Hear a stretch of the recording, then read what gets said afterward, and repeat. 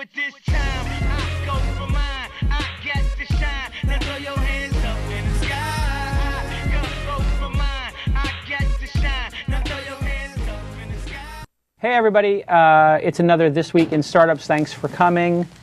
This is episode number 28. Holy cow, we've been doing this for 28 weeks, or maybe more, because we do some bonus episodes. Last week, great show. It's probably going to wind up being one of our most downloaded shows. Anytime we have an entrepreneur on who's had a really successful exit, that's a big draw for people. And today we have an equally big, I think it's actually maybe the same or same company that bought Matt's company. But let's start off by thanking our sponsors. Wow, the show is doing great in terms of sponsorship, in terms of production quality, in terms of quality of guests. It's really, the feedback we've been getting, Tyler, is phenomenal. It's on fire. It's on fire. On fire would be the right word. If you look on the TWiST hashtag, people are using the TWiST hashtag all week. Now people have sort of started using it on Twitter just to promote stuff. So like when they know that it's sort of like they're spamming the TWiST tag. So they'll put on the TWiST tag, oh, you know, I'm doing a new startup. So TWiST sort of, This Week in Startup, stands for I'm doing something startup related. Mm-hmm. So I see people on there looking for founders and all that kind of great stuff. But thank you to WebSpy for sponsoring the show, doing internet and email analyzation with their software. If you don't know what's going on in your network, they do a great job in diagnosing problems and strengthening your security. Everybody should go check out WebSpy and thank them on Twitter at WebSpy. DNA Mail, everybody loves DNA Mail, one of our sponsors from the beginning, like WebSpy. And they do hosting of web email, like Exchange and all that kind of stuff, which is a pain in the ass to set up. If you are familiar with it, I know I used to be a network administrator and applications architect. And of course, Ustream, which you can see here, we have 250 people, 280 people in the room already watching the show. That's amazing. Even when we do a show not on the standard day, we get hundreds of people tuning in, and Ustream, the quality's been going crazy. Much higher quality now than in the beginning days. And did you see that Tilla Tequila went crazy on Ustream this morning? I did not. So Tilla Tequila apparently got naked. You know she likes Twitter and Ustream. Yeah. And I think she likes to take a drink once in a while. So apparently... Her last name is Tequila. Her name is Tequila. So Tilla Tequila was naked on Ustream. There's no better advertisement for Ustream than naked celebrities. Right. And you know this was going to happen at some point. A celebrity without their people and a webcam, Twitter with hundreds of thousands of people on it equals embarrassment. Like just total madness. So she got naked, she was talking gibberish, she must have been loaded because she was saying all this crazy rambling stuff. She was probably on cough medicine or something, I don't know. Her publicist will release it later. But anyway, that's a long-winded ad for Ustream, who's been a supporter from the beginning. Ustream, where celebrities get drunk and naked. I don't think they're going to appreciate that one as much, but anyway, if you go on Ustream, you never know. You might see Tilla Tequila naked. If you start searching for Tilla Tequila, maybe you'll find her naked on Ustream, which is a great service. And of course, Audible. Man, we've got a lot of sponsors on this show. Audible, I'm going to give an ad for them later, but and you should really stay tuned in because later in the show, I'm going to tell you how you can get a free book from Audible. Free. And you don't have to put in your credit card or anything. Just get the free Audible audio book. I love Audible. That's what I listen to at least 3 days a week now. I'm on an Audible book. Fantastic. Okay, so that's fantastic. Great job, sponsors. We have a couple of new sponsors in the new year, too. Yeah. It's going to be pretty exciting. Very excited to have my next guest here, Kamran Pourzanjani. I think I got it right. Pourzanjani. Perfect. Kamran, though. It's Kamran Pourzanjani. That's good. Thank you. Kamran. Yeah. Yeah. Is the co-founder of PriceGrabber, which is one of the largest startups here in Southern California, or was one of the largest startups here in Southern California. Definitely one of the largest exits. Bought by Experian, the same company that bought Matt Coffin's Lower My Bills company for, I think, what, $400 million? Well, our exit was closer to about $500 million. $500 million. Yeah, wow. I absolutely wanted to make that clear because, you know, Matt and I got a little competition. A little competitive, right? No, right. His kidding. was $499. Yeah, but you know, but both equally very successful companies. Well, it was at $500 million enterprise value. And this took how many years to get to that level? I mean, you were doing this for a while. Right. So 1999 is when PriceGrabber was founded, and the company sold end of 2005. So 6 years. about 6 years. Yeah. And it was it still is a comparison shopping. That's right. And this is, you started this in the early days of this concept of let's scrape or use APIs to consolidate all this data into one place and give users choice. It's a pretty revolutionary idea when it came out. It doesn't exist anywhere else in media, right? Like you can't get... No, but it's a behavior that everybody has, right? Everybody comparison shops. I Right. always say it's not a new way Right. of doing shopping, and people have been doing that with phone or just going from store to store. This just takes it, and uses the power of internet and makes it that much more effective and powerful. Right. Now, within seconds, prices across the many retailers, sometimes Right. 70, 80 on a popular product. So that's pretty powerful, and that's what it was really. And what percentage of people do you think use a comparison shopping engine at this point? Because I use it all the time. My wife uses it all the time. But then I show it to people sometimes, and they're like, "Oh, wow, that's incredible." I'm like, "How do you not know about this by now?" I know. It's sort of shocking. Like you actually went to Amazon, to this site, to this site, and to Right. this site, and compared prices. You didn't just go to Price Grabber or some of the other ones, Frugal or whatever Google product search is. I mean, Right. it's kind of crazy. It is, but it actually tells you how much upside opportunity there are in many of these businesses, right? There's still a lot of people who don't know about various sites and the type of functions that are available to them. So I think that's actually what makes it exciting, and really a lot of room for growth. So that's great. Yeah. And so now you have a new company. Tell us the new Right. company. So the new company is bestcovery.com, and it's actually really a great site. It helps people to find the best of everything, and I basically call it a decluttering of the internet. I think there's a lot of great information on the internet, but now there's almost too much. There's some bad, there's some good, and do you want to spend all that time to find the best TV or the best laptop or the best service to use? So the idea is, come to Bestcovery. We have experts telling you what is the best of everything. We'll determine what's the best way to determine the best, and just give all the answers to you in a short format, and it's geared toward your application. So I'm loading it now, Bestcovery, BESTCOVERY for everybody. Now, is this Right, that's a Metacritic style or? No. So that's a play, by the way, on Best and Discovery. Right, sure. So yeah, Bestcovery. Bestcovery. So basically, we go and identify experts that have good knowledge, deep knowledge of an area, or are really strong Yeah. enthusiasts, and so we get them to answer questions for people in a way, and just say, hey, people are interested in this topic. What's the best laptop for traveling? What's the best digital So is camera it- for underwater travel? And so they come up with the list. So you're actually hiring these people, or are you summarizing other reviews out there?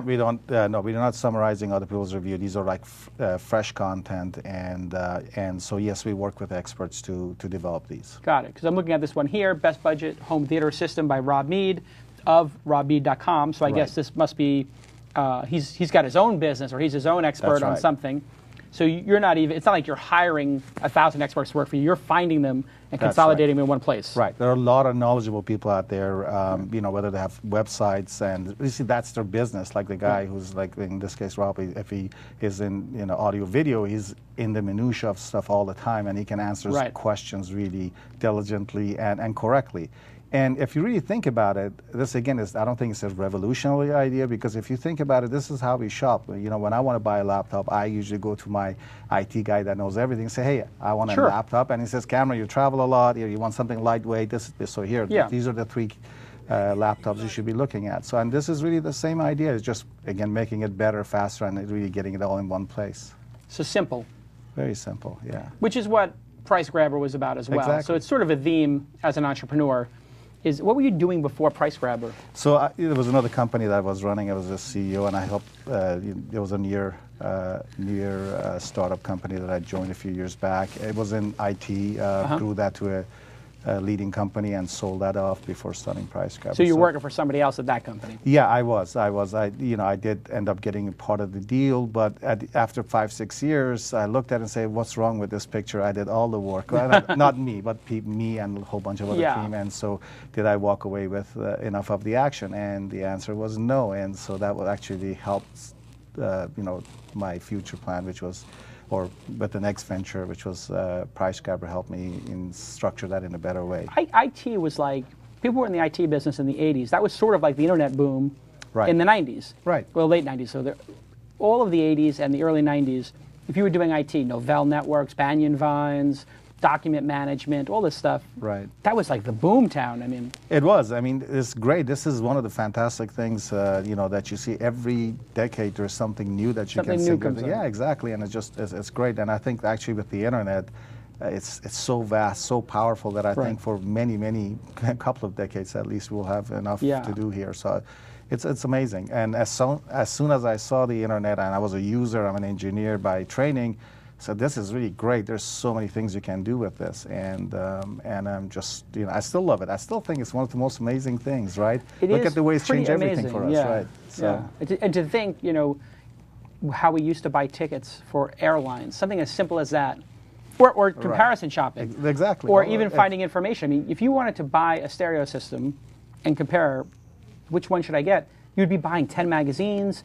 You'd be going to the library and looking for old magazines. That Absolutely. we did a review of that in issue from February 2008. We have to go find that back issue of the magazine, and what a disaster. Right, and it's actually great for also stopping BS, right? I mean, you Sure. can fact check anything in Sure. a matter of seconds.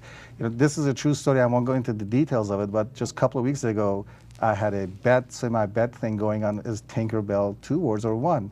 And everybody said that's 1. Took 30 seconds to prove Tinkerbell. that it's actually 2 words. Tinkerbell is 2 words. Yeah. So it's something as trivial as that, but it was a lot of fun, and I'm pretty sure I got a dinner out of it. So it was good. You Internet is good. Internet is good for getting free dinners. So let's take a call. We ready for a call? Yes? Okay, there we go.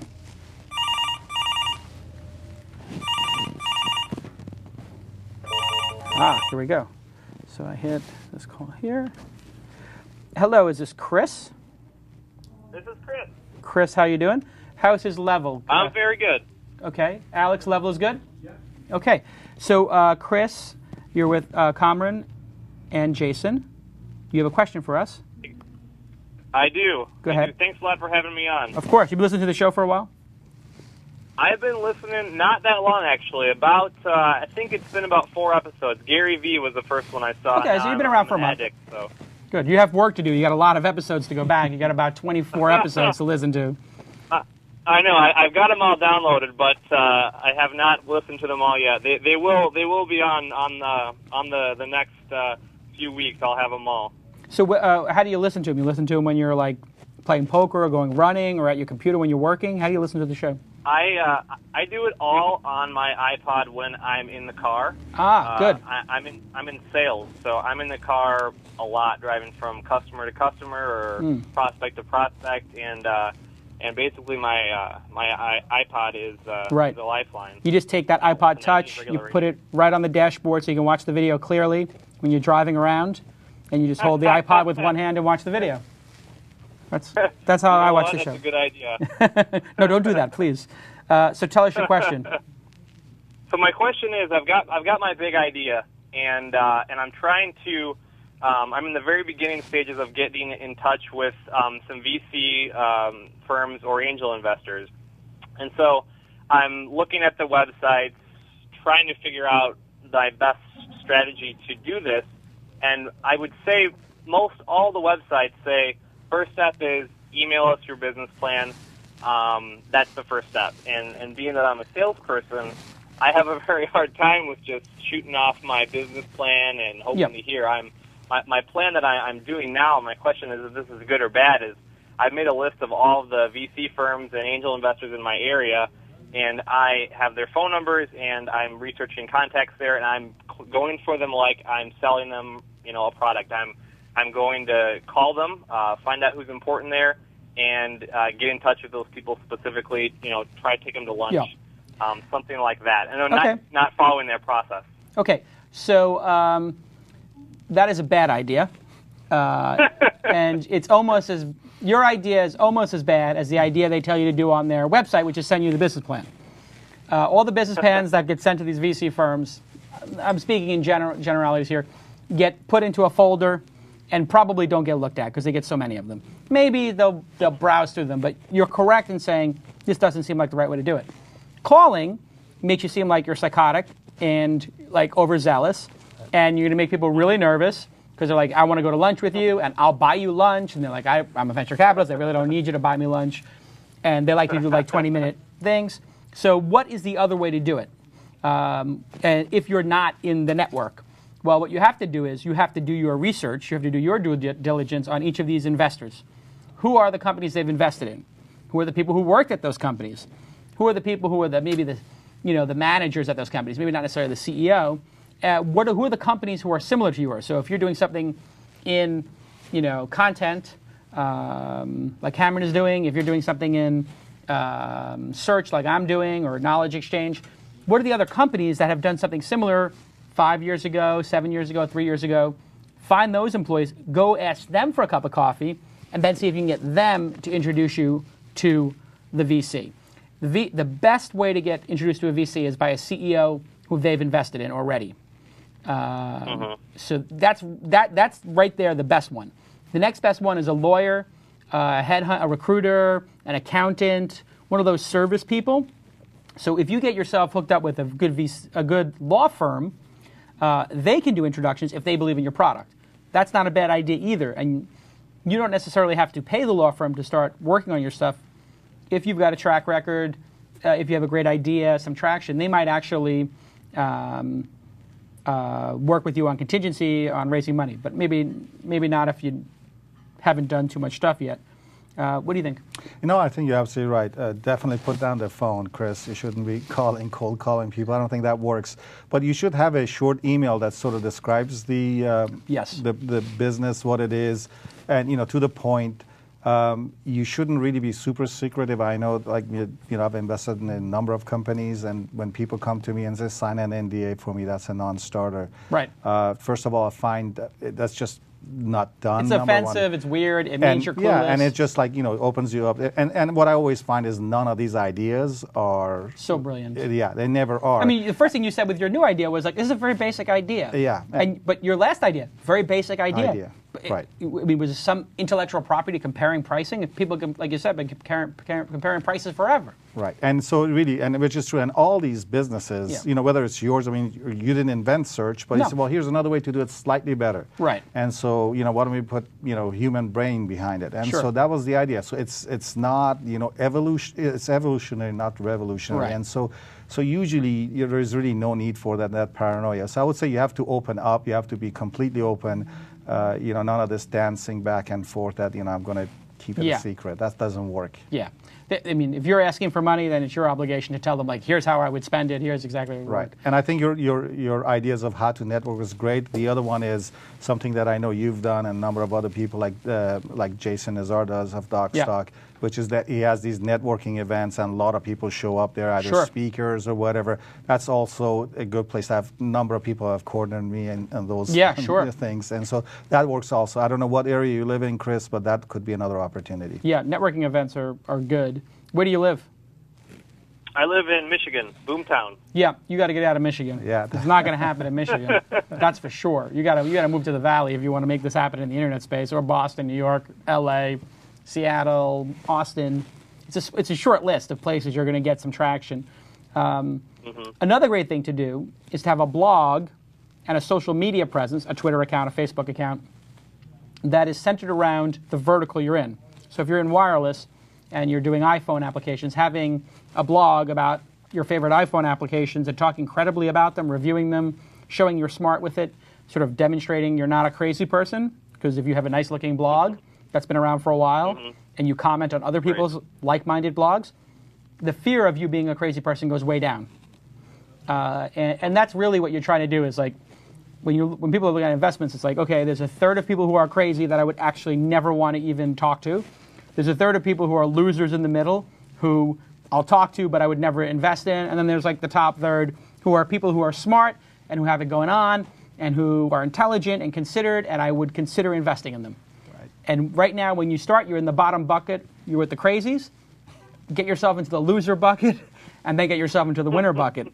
And you just, depending on how you contact them and your social media presence, the short email can include, here's my blog.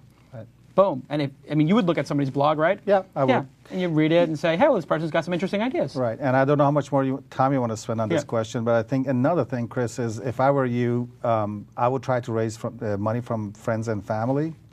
and just get enough of the concept going, because everybody these days wants to see it off the ground, and it's very hard to get financing on just An idea, business plan. So people want to see it, hey, show me some traction, show me the product a little bit. So I would say that that's probably the best bet. I don't know if that's an opportunity for not or not, or if it's a possibility, but I think that's probably easier.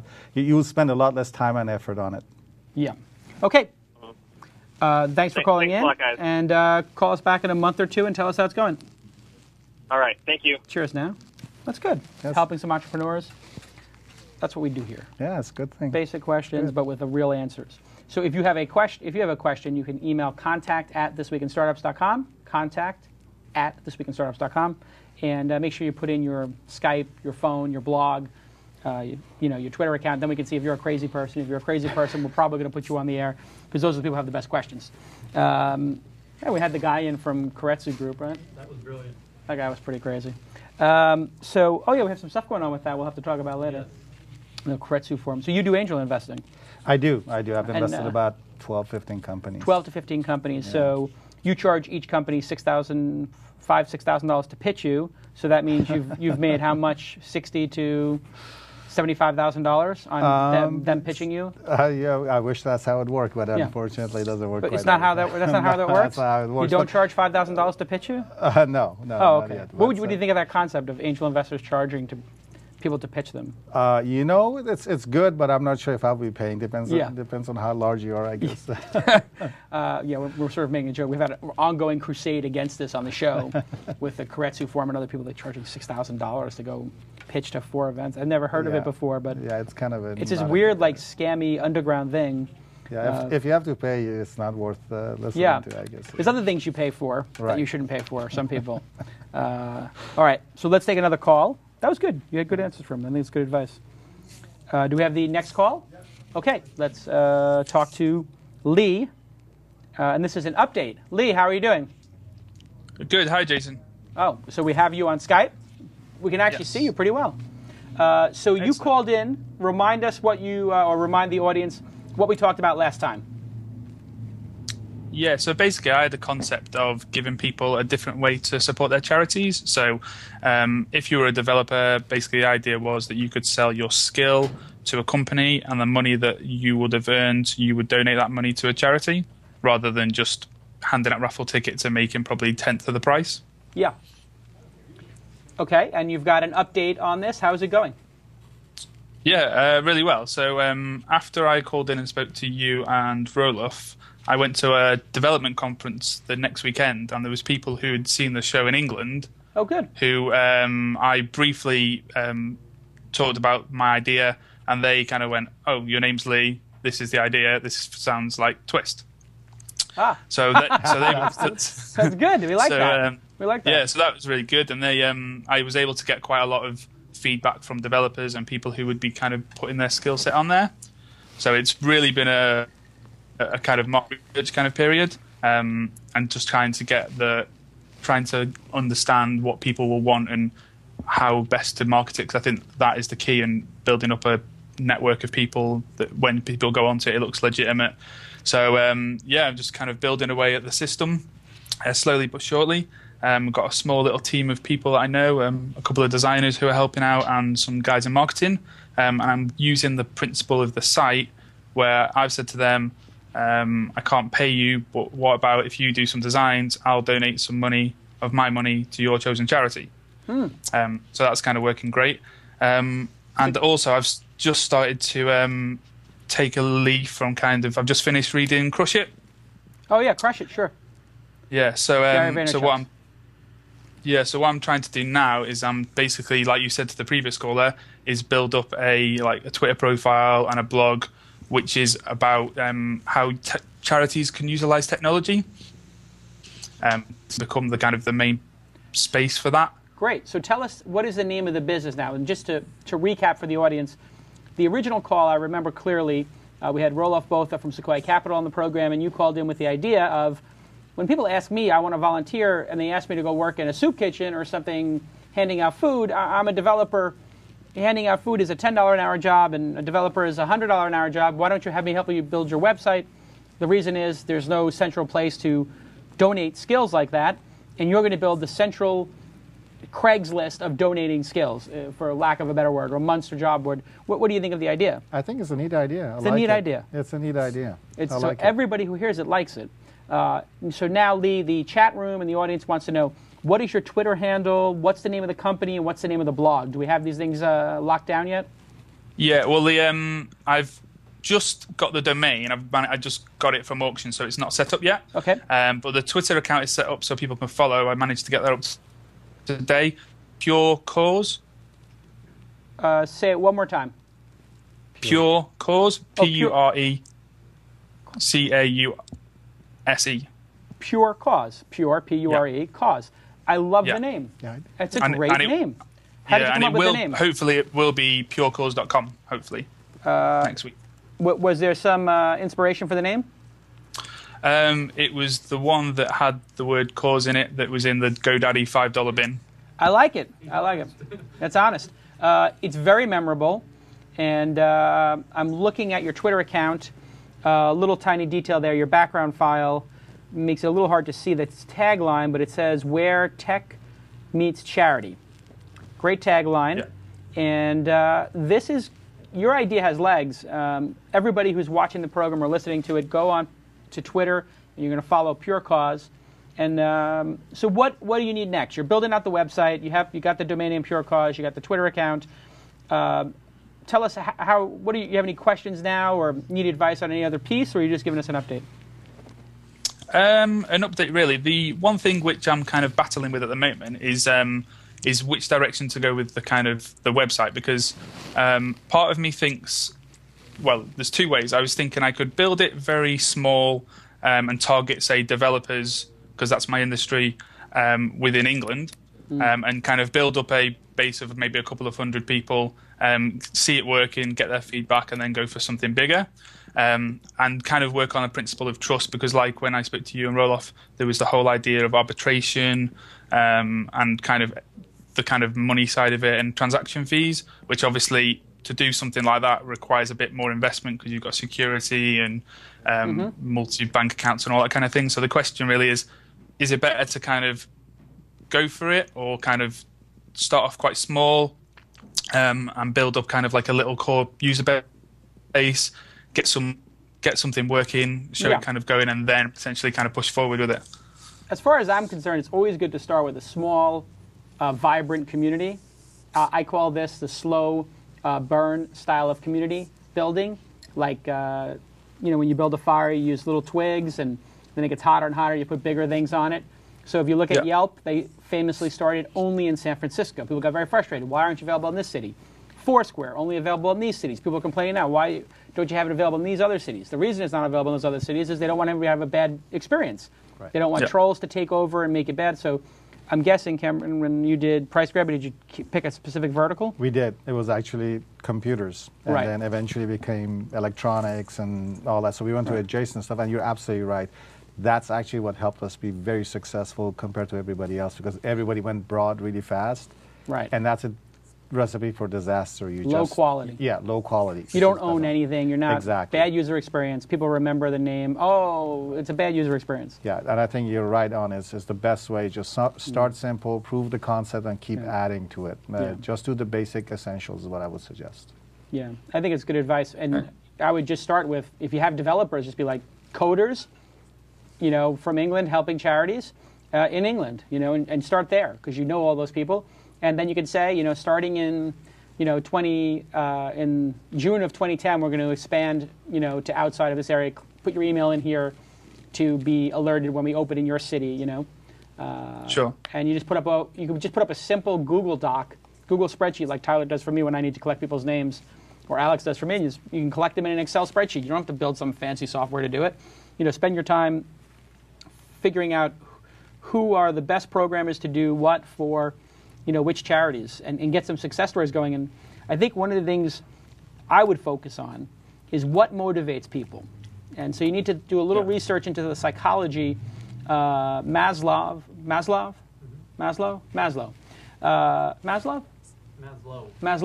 It's been a long time since I was in college. Hierarchy of needs.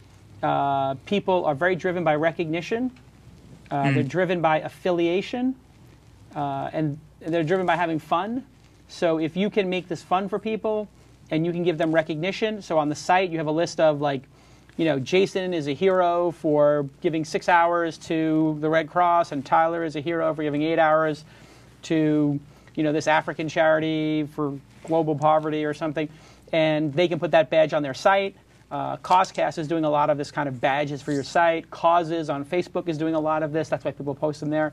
So really think about what will motivate people to join, what will motivate people to do the 4 hours of work for somebody, motivate them to take your badge and put it on their site. Keep it simple. Any other Excellent. advice? No, I think you hit it right on. It's great. Yeah, advice. Your thing's going to work. We can't wait to hear about where you have. I mean, you're going to. I think by the beginning of next year, you're going to have a website up, and you're going to have a couple of hundred people actually doing things. I think you're going to. It's really just a really great idea, and I see you went from 5 followers to 22 followers already. And when the show gets published, I'm sure you'll get a lot more. So a lot of us are going to watch and root for you from the sidelines. Good luck with it. Excellent. Thanks for the advice. Okay. Good luck. It's good. It is great. It's a good idea. Yeah, it's a good idea, isn't it? Yeah, would have loved to ask him, what's going to be the ownership structure? Is that going to go to charity as well, or is it going to be that? Be an interesting question. Did he mention on the first show if it was for charity or it was going to be a business? I think it might be one of these businesses that aims to do well by doing good, kind of a thing. Like, it'll be for profit, but maybe not like the biggest profit in the world. Right. But more like a lifestyle think business. I still think it's just, we all have a soft spot for, helping others, and it's good. That's good. It's a great idea. I mean, I have the same experience where people ask me to go like do some charity work or clean a highway. Right. It's like, really? That's what I'm going to do? Clean? I mean, I'm happy to do it. If I see garbage on the ground, I'll pick it up. Right. But I mean, isn't our job as entrepreneurs to create jobs? I mean, I think that's the biggest charity in the world is creating jobs. Right. No, it's a great idea. It really is. I mean, the more I think about it, you're just really leveraging what you're giving, right? 1 hour of your time is worth a lot more than, Absolutely. $8. That's why I'm on the board of a school in Brooklyn, Bay Ridge Prep, and I give them my knowledge, whatever I can think of. Okay, so this segment is Shark Tank. You ever hear the TV show Shark Tank? Yes. So, not a great show, but they called me and they said, hey, Jason, we want you to be on the show.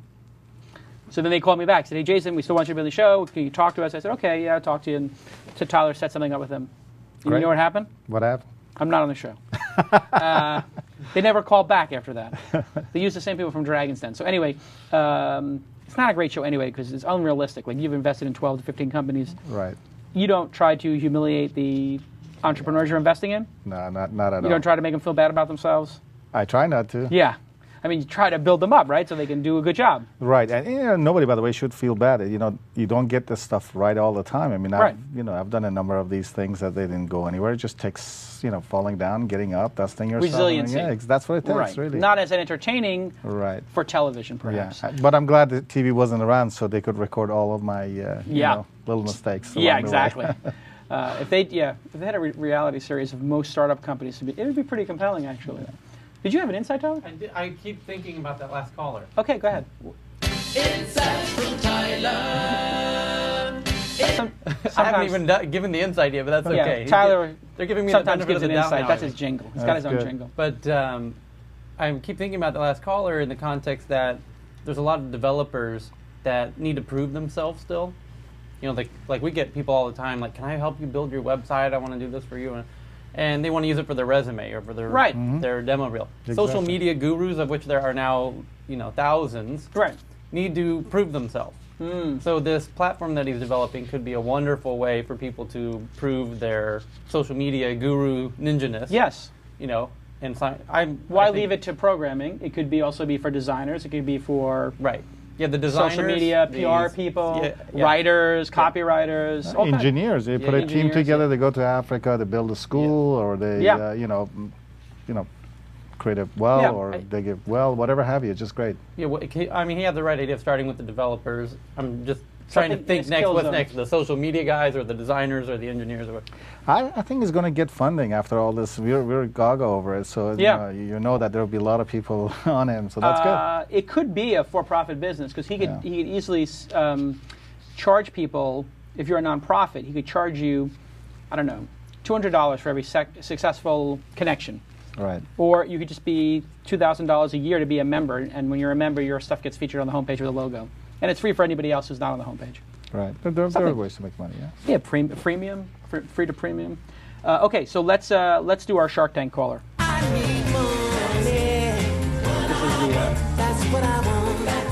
This is the start of the show. We took their intro. Let me put myself on. Okay, here we go. Okay, so we have another call. You're calling from the 716, Kevin? Is that correct? Yep, that's correct. Where is the 716? 716 is right outside of Buffalo, New York.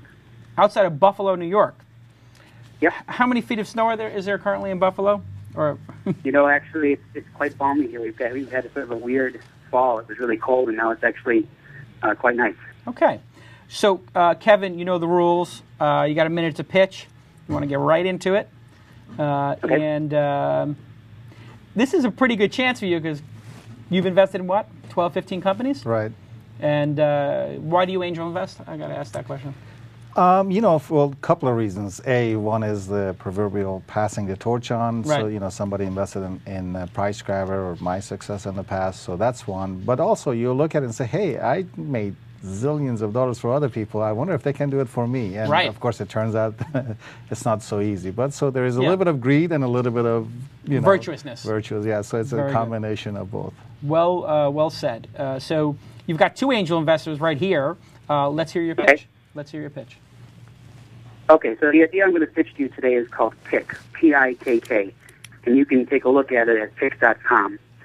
And so PICK is a social news site, and it lets users submit news stories, and instead of just asking them to vote those stories up or down, it lets you ask the readers an opinion about the story. So in addition to submitting a link and a little write-up about the story, you also submit two choices that the readers can vote from.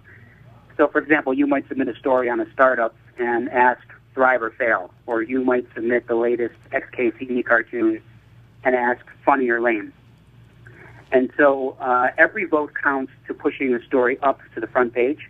You can also bury, that kind of thing. And every story is tagged, so you can follow stories of interest. The other half of PICK is if you're a blogger, you can use PICK to embed a poll on your webpage. So if you want to engage your readers, if you're writing about something and you want to ask their opinion, you can ask a simple two-question poll, and those votes get registered back on pick.com. And the more votes your readers vote on, that pushes it up to the front page, and then because it's on the front page, you get traffic back to your blog. So those are the two basic elements of PICK. Okay. And then there's some social elements as well. So you can make friends on PICK, you can nudge each other to vote on your story, you can send private messages back and forth. You can watch stories. If there's a story that's on the front page and you want to see how it winds up a couple days from now, if it's long gone, you can watch it. And then you can watch users. So, Jason, if you were going to submit a story and I watch you, every story you submit shows up in a section called My Pick. And so it's basically a social voting site, but instead of just promoting up and down, it asks for readers' opinions. So that's PICK in a nutshell. Great. Okay. So right off the bat, your pitch was solid. You were very clear about what it was. I understood what you were saying. You didn't use too many buzzwords. You said a social news site, which is like Dig. And I think you may have even mentioned Dig in there. And you said each story has a survey added to it, or two, where you can not just vote for it, but you could say, do you approve of something or do you object to something? So for here on the screen, I have the 15-year-old will be tried as an adult for killing a 9-year-old, approve or object. And so what I immediately thought of is this is like a Dig, but better, which is always good when you have a feature that's clever. So you have a clever feature. I think adding a survey to each story is better than voting. And it reminded me of SurveyMonkey was the other thing that came to mind, which, by the way, is one of the top 100 sites in the United States, has probably 15 million unique visitors. And Dave Goldberg, who formerly was of Launch, which he sold to Yahoo, is now CEO of it. Yeah. And that company makes money from charging for surveys. They have like premium products. So you're aware of SurveyMonkey. Yes. So I looked at the fact that it was a clear presentation. You got me engaged, so I give you points for that. I'd say it's your presentation's like a 7 or an 8. It wasn't anything in there that was mind blowing. You didn't blow my mind, but you also didn't blow it, so that's good. Okay. So that's good. I mean, the idea itself and the execution, which I'm looking at right now, is good. You've got something started. I'm not in love with it, but I don't hate it. So as Cameron was saying before, like you have to get it off the ground and start going. This shows me that you did something. Right. So Cameron, what did you think of his pitch, how he did in that 60 seconds, and what do you think of the idea? Right. So the pitch was great. To your point, I understood everything. Believe it or not, there are a lot of people who pitch things and just like, and they use a lot of buzzwords and it's like, and they think I know all that stuff. And like, it didn't make any sense to me. You have to go over it all over again. Not the case. Your pitch was good. But it's like you said, this is a feature. And I look at it and say, there is a 8,000-pound gorilla here called Dig that has all this stuff. How difficult is it for them to add one more feature to it? If it gets traction, they're going to say, this is great, let us do this as well. Yeah. Your chance is to get enough traction that by then you're big, there's a buzz around you, and then therefore you already are off the ground and can give them competition. But it's tough when there's somebody that big, it becomes quite tough to knock them down. Having said that, you have the site up. How long have you had it up? What's the result? Are you getting any traction? I've been working up on the site for a better part of 6 months. I haven't gotten much traction, but I've had sort of a hard time getting people to notice it because you're in a sea of all these other startups, and then people are quick to dismiss another social news site until you don't really get a chance to explain the whole thing. I've gotten some traction. You can see there's a couple of stories there that are over 100 votes. Most of the stories are 5 or 10 or 15 votes is what they wind up with, but. I did exactly those. Your words, Kamran, resonated with me. That's exactly what I did. I wanted to get something started and get it off the ground to sort of see if I got some traction before I went and took it to the next stage. So I've gotten some good traction, but not great. Are you a developer? I am. Okay, so you're a developer, and so you built it all yourself? Yep. And what did your parents do for a living?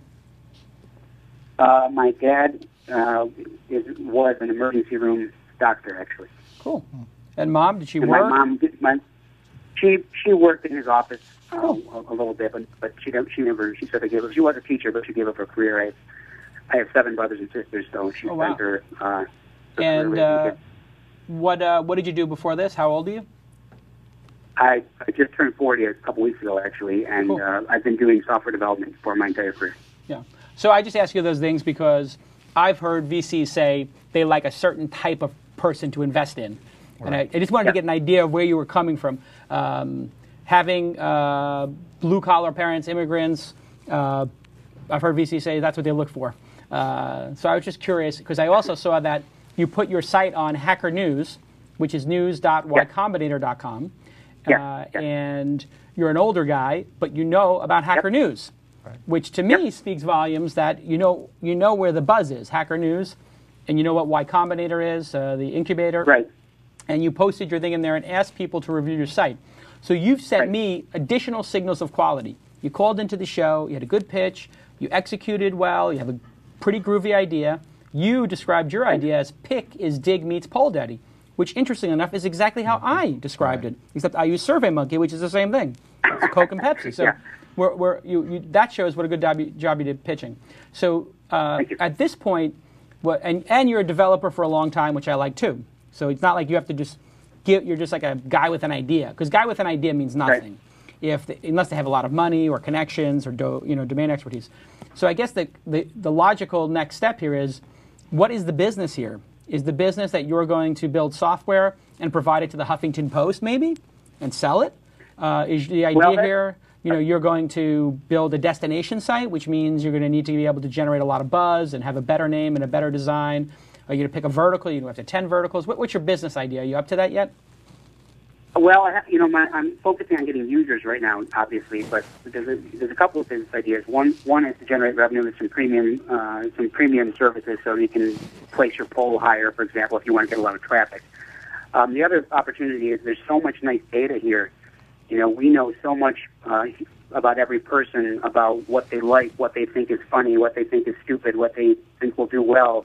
And I think there's an opportunity for advertising, specifically CPA revenue. I also think there's an opportunity for inline advertising. So Dig and Reddit and StumbleUpon are doing this, and I think it's much more interesting for Coca-Cola, for example, to ask, what do you prefer, Coke or Cherry Coke, than just having someone have an ad that's vote. What does it mean to vote for an ad? It doesn't really mean anything, but I think there's some opportunities to get some sponsorship and basically engage with the audience. Interesting. So the reason people will ask you that business question is not because they necessarily care, but they want to hear how you're thinking. Right. Like, I really don't care as far as like an investor. I mean, I care in a certain way, but if I'm investing in you, I assume you're a smart guy who's going to follow his nose and figure out if selling it to somebody or building a destination site is better, which is the better business. But I'd like to hear your thoughts on that. So that was a good answer. Any other questions or thoughts on it? No, I think the only thing is maybe another opportunity is contacting some of the publishers and see if you can integrate your technology or be a technology provider to them while you're building your own destination. I'm not saying become an infrastructure provider, because I don't know if that's a very successful business in the long run, but I think it could be another way to just get some more legs out there.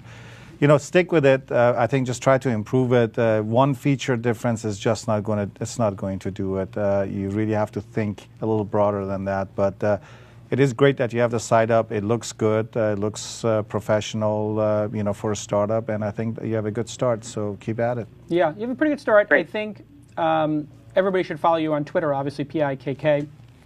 You have that up and running, and you have a 4-letter domain name. These are again signals of quality for me. You have a decent domain name, decent web design. I'm not crazy about your web design, to be totally honest. I think it's like a 7 or 8 out of 10. But listen, Mahalo was a 6 out of 10 at one point, and now it's a 10 out of 10. So it's progress, and I can appreciate that. Smart enough to pick a 4-letter domain, great. How did you get the domain? Was that available? You bought it? I bought it.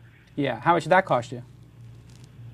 I've been told I got the bargain of the century. This cost me about $2,500. That's a great deal. For a 4-letter domain, that actually is pretty easy to remember and whatnot. Matt Coffin said last week on the program that distribution was one of the key things he's looking for. How are you going to get this product distributed? And I think that's going to be one of your challenging questions. But we're going to be watching you closely.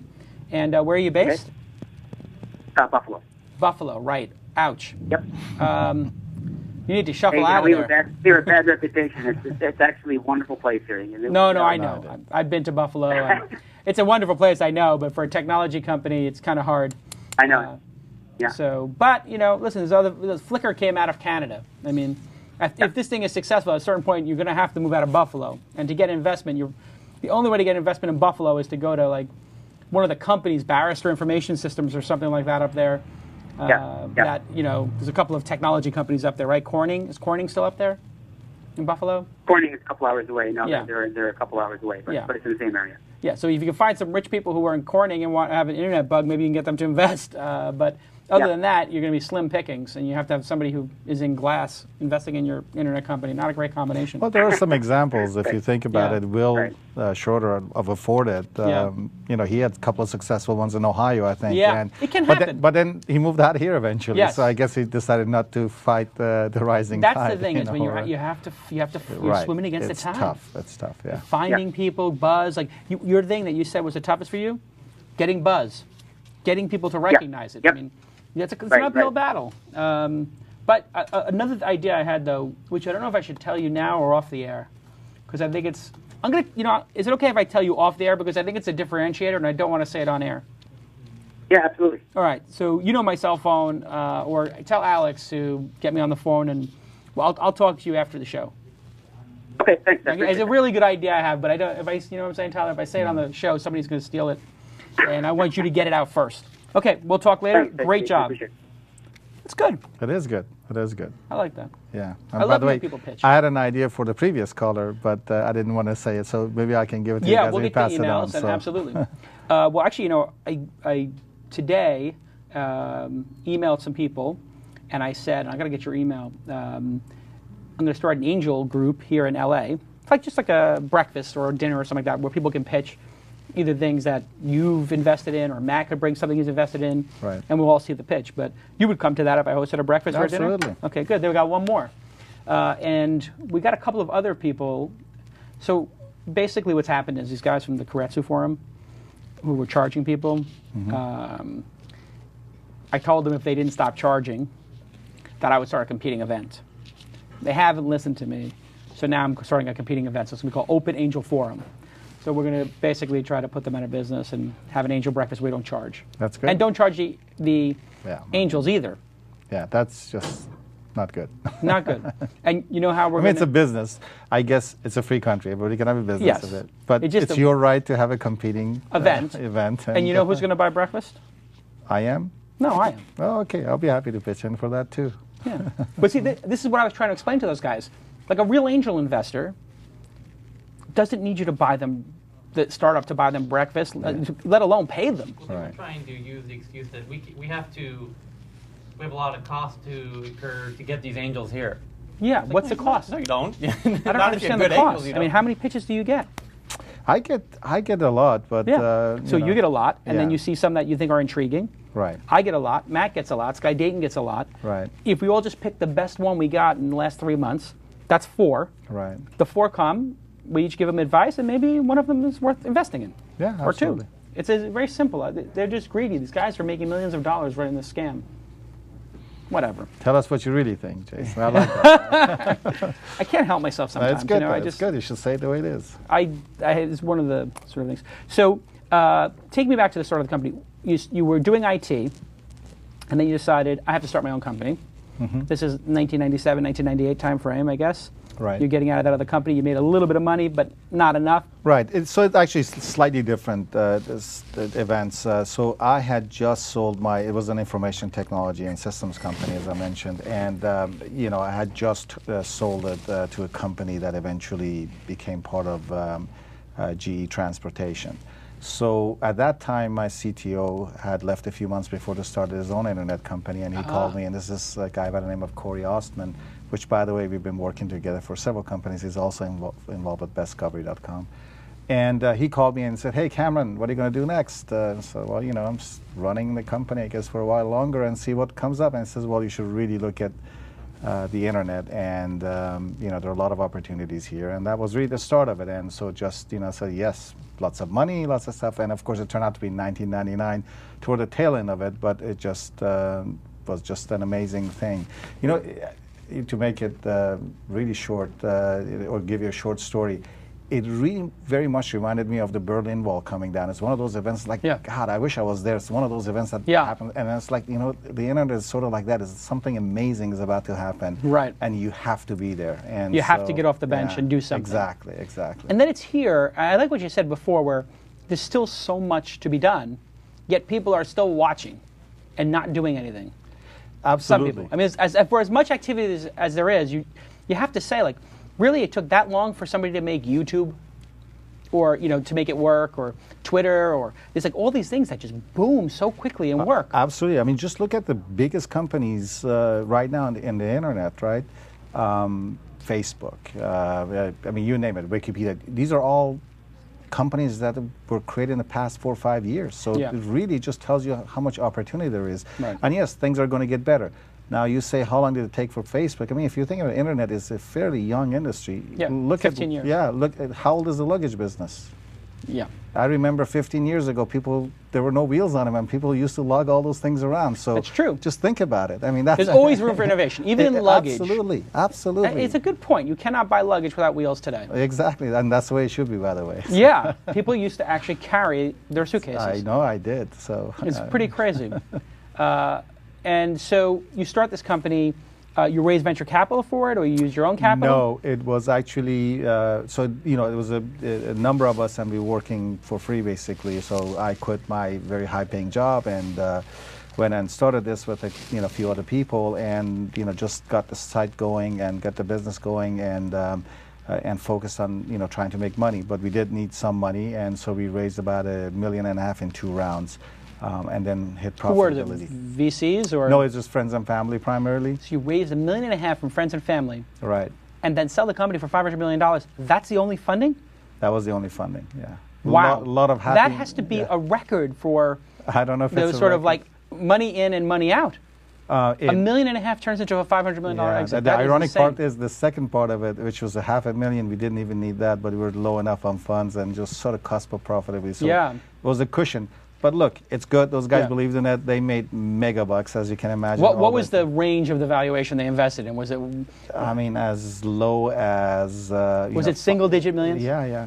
So these people for 1.5 had 30% of the company or something to that effect.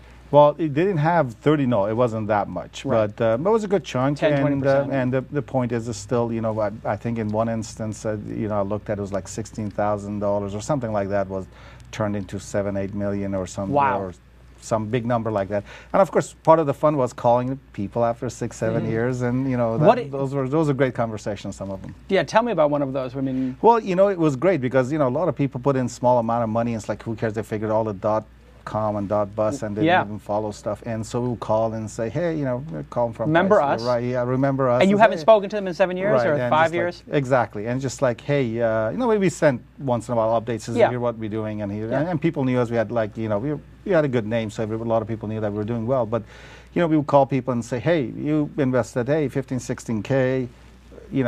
What would make you happy? And I said, well, if I made 100,000, that would be a really good day, or 200,000. And he said, well, we're about to wire you about $6 million or whatever dollars, and it's just like dead silence on the other side. So. Wow, the .com dream actually came true with your company. It's just for all the stories you hear of companies crashing and burning, you actually got to call investors. I think that's awesome, though.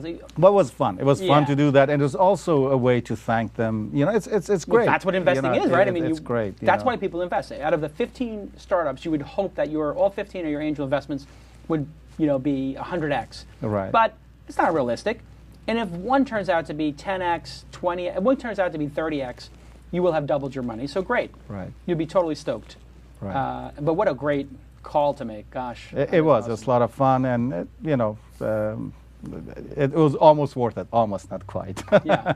I have to say, it's interesting. People criticize entrepreneurs sometimes. It is one of the greatest rushes you can have as an entrepreneur, is to have sold somebody on your idea. Like Pick is talking to us before, or Pure Cause was talking to us. If in 5 years Pick or Pure Cause becomes a mega company, and we were there at the beginning of it, even just to hear it, let alone put money in it, it's so great as an entrepreneur to be able to send that email. I remember when I emailed Mark Cuban, AOL made an offer for this amount of money. What do you think we should do? And he owned like a decent percentage of Weblogs Inc. And he said, take the money. I said, yeah, that's what I was thinking. But he in 1 year he wound up making 15 or so, 20 times his money, and whatever is great. The greatest feeling ever. And guess what?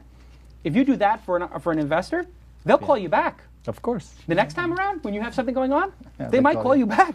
Of course. Which was interesting with Mark. He wound up investing right in Mahalo.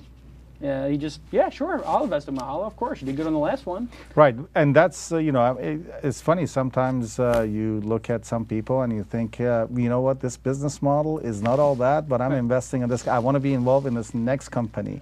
And it's just because you want to build that relation, but you believe in the person and you want to have that You're relationship. betting on the horse. The jockey, not the horse. It's very important. Yeah. It's very important. The leader and the team is just one of the biggest decision factors, at least for me.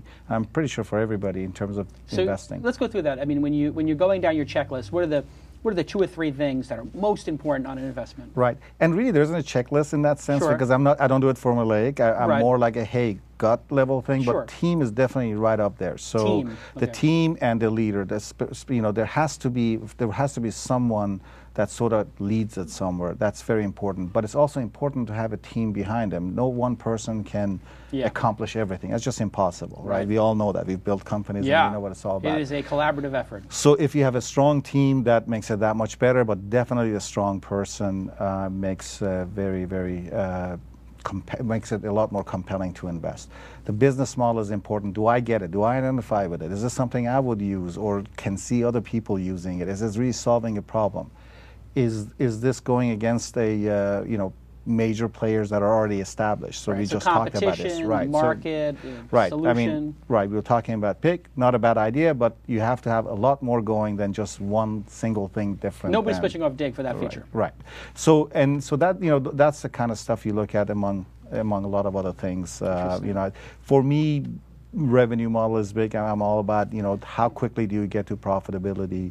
And you were very focused on that price grabber. I was, and you guys so that's what I- pioneered in cost per click, I think, right? I mean, or was it acquisition? What was the main model? No, it was CPC. It was CPC. Yeah, but to say we were one of the early pioneers, I wouldn't Yeah. say we were the first ones. No. This is really around, if you think about it, Overture was Sure. around, which everybody now gives a lot of credit to Google for a great product, but Right. search they bought and it from- CPC model yeah. came from Overture and Applied Semantics was right. the company they bought, right? yeah, Here in exactly. So the model existed, but we were among the early people who said, hey, this is a good way to build a business. We insisted LA. Versus on it. display advertising. Yeah, display advertising even wasn't on Price Grabber for a number Right. of years. Just by the way, it isn't on Discovery either. So like people say, oh, here's a way to make several $1,000s more. Yes, but it's not the best compelling experience for You people. like the cost per click. I like the cost per look. What I like is for user to have what they need. Now, eventually, I added visual displays to Price Grabber. Maybe someday I'll do it with Discovery. I'm not clear on it because it's a slightly different business, Yeah. right? We say trust us, we'll tell you what is the best. Right. But in the meantime, we're going to advertise. It just doesn't work that It's way. incongruous. To Right. the- So I'm not sure if I want to go down that path. Certainly, I'm not thinking about it today. Right. But the point is, yes, cost per click is a lot cleaner. The value proposition is a lot cleaner and more understood. And especially, you have to look at your business and see what works. The cost per click will not work in some other models, and display will. And there's nothing wrong with that. Brand advertising is great, and I'm a big believer of it. Advertise Price Grabber, so I must believe in brand. Right. When you have a great product, advertising is a great way to sort of fuel it a little bit, like Apple Absolutely. does, but it's not going to turn a pig into a... Absolutely. In the know. long run, people will know if your product They'll is know a if trick it's or not. bad or not. So when you went into vendors and said, hey, Dell or J&R, Computer World, we want you to pay 25 cents a click, 50 cents a click. I mean, what was the reaction? Well, in the early days, it was actually quite crazy because we were in the heyday of eyeballs and hey, we'll give you traffic. And it's like, nah, that's not what we're about. We want to send you really qualified buyers, and they will give you revenue, and we want to charge you. And back then it was like 10 cents, right? We're fighting for 10 cents. And everybody thought we were crazy. But actually, what was great was they had so much money, they didn't care. So whatever. Send us eyeballs. Send us 100,000 people. Yeah, and so and we said, well, we won't send you 100,000. We don't have that many users, but what we do send them, they buy. And guess what? By literally a few months later, the whole paradigm changed. And then everybody was, hey, where do we go get revenues? And guess You're what? talking about when the market collapsed, Exactly, 2000, which was 2001. April of 2000. Yeah, So pretty much. when you started, you weren't in the exact kill zone because display advertising sponsorship was, but you lasted long enough to actually... And actually the downturn of the market helped us. Look, in a bad economy like this, by the way, it's one of the reasons I started Discovery. It's a great time to be starting companies. It's a great time because during boom times, you can't even get good talent. You can't get attention of people. It's a great time to be starting. So for the listeners, I think it's important to know that you shouldn't be dissuaded from starting business. It's actually a great time to be starting businesses. And you're saying because the cost structure is low and there's not a lot of noise competing with your products. Exactly. And even if you think about it, companies will now take your call. All of the times they're so busy. That's true. You have a business proposition for you, and they want to listen because they need the money. It's interesting, yeah. And it's, even with the big companies like the Googles and the Yahoos and the Microsofts of the world, they don't have as much noise around them. Even those big companies are looking to make some kind of move to move the needle for them. Right. So it's I agree. I love building in the down market. It is. And it is the best time. If you have no job, what else are you going to do? No kidding. The unemployment is pretty serious. What's your outlook for the economy? I mean, you're an entrepreneur, so it's a fight tough through one. it, It's a tough one. I think, and that's not my specialty, but I can share with you my thoughts. I think we're in for a tough time. I don't think this is going to be a period that a lot of jobs are going to come back really fast. It's just I don't see it. A lot of people are outsourcing all kinds of things overseas. Interesting. So it's kind of tough. But I think the market will recover because to some extent because there's now businesses so international. But I think we're in for some tough times. But let's face it. We've done some not so perfect things in the past few years, run up debt and all that. So we have to pay for it. You have to pay sooner or later. Exactly. And the companies outsourcing, learning to do more with less, learning to be more efficient. Maybe there's an argument you don't bring back those positions because you've said, gosh, we outsource this. It's better to outsource it. The company's smaller. It's more efficient.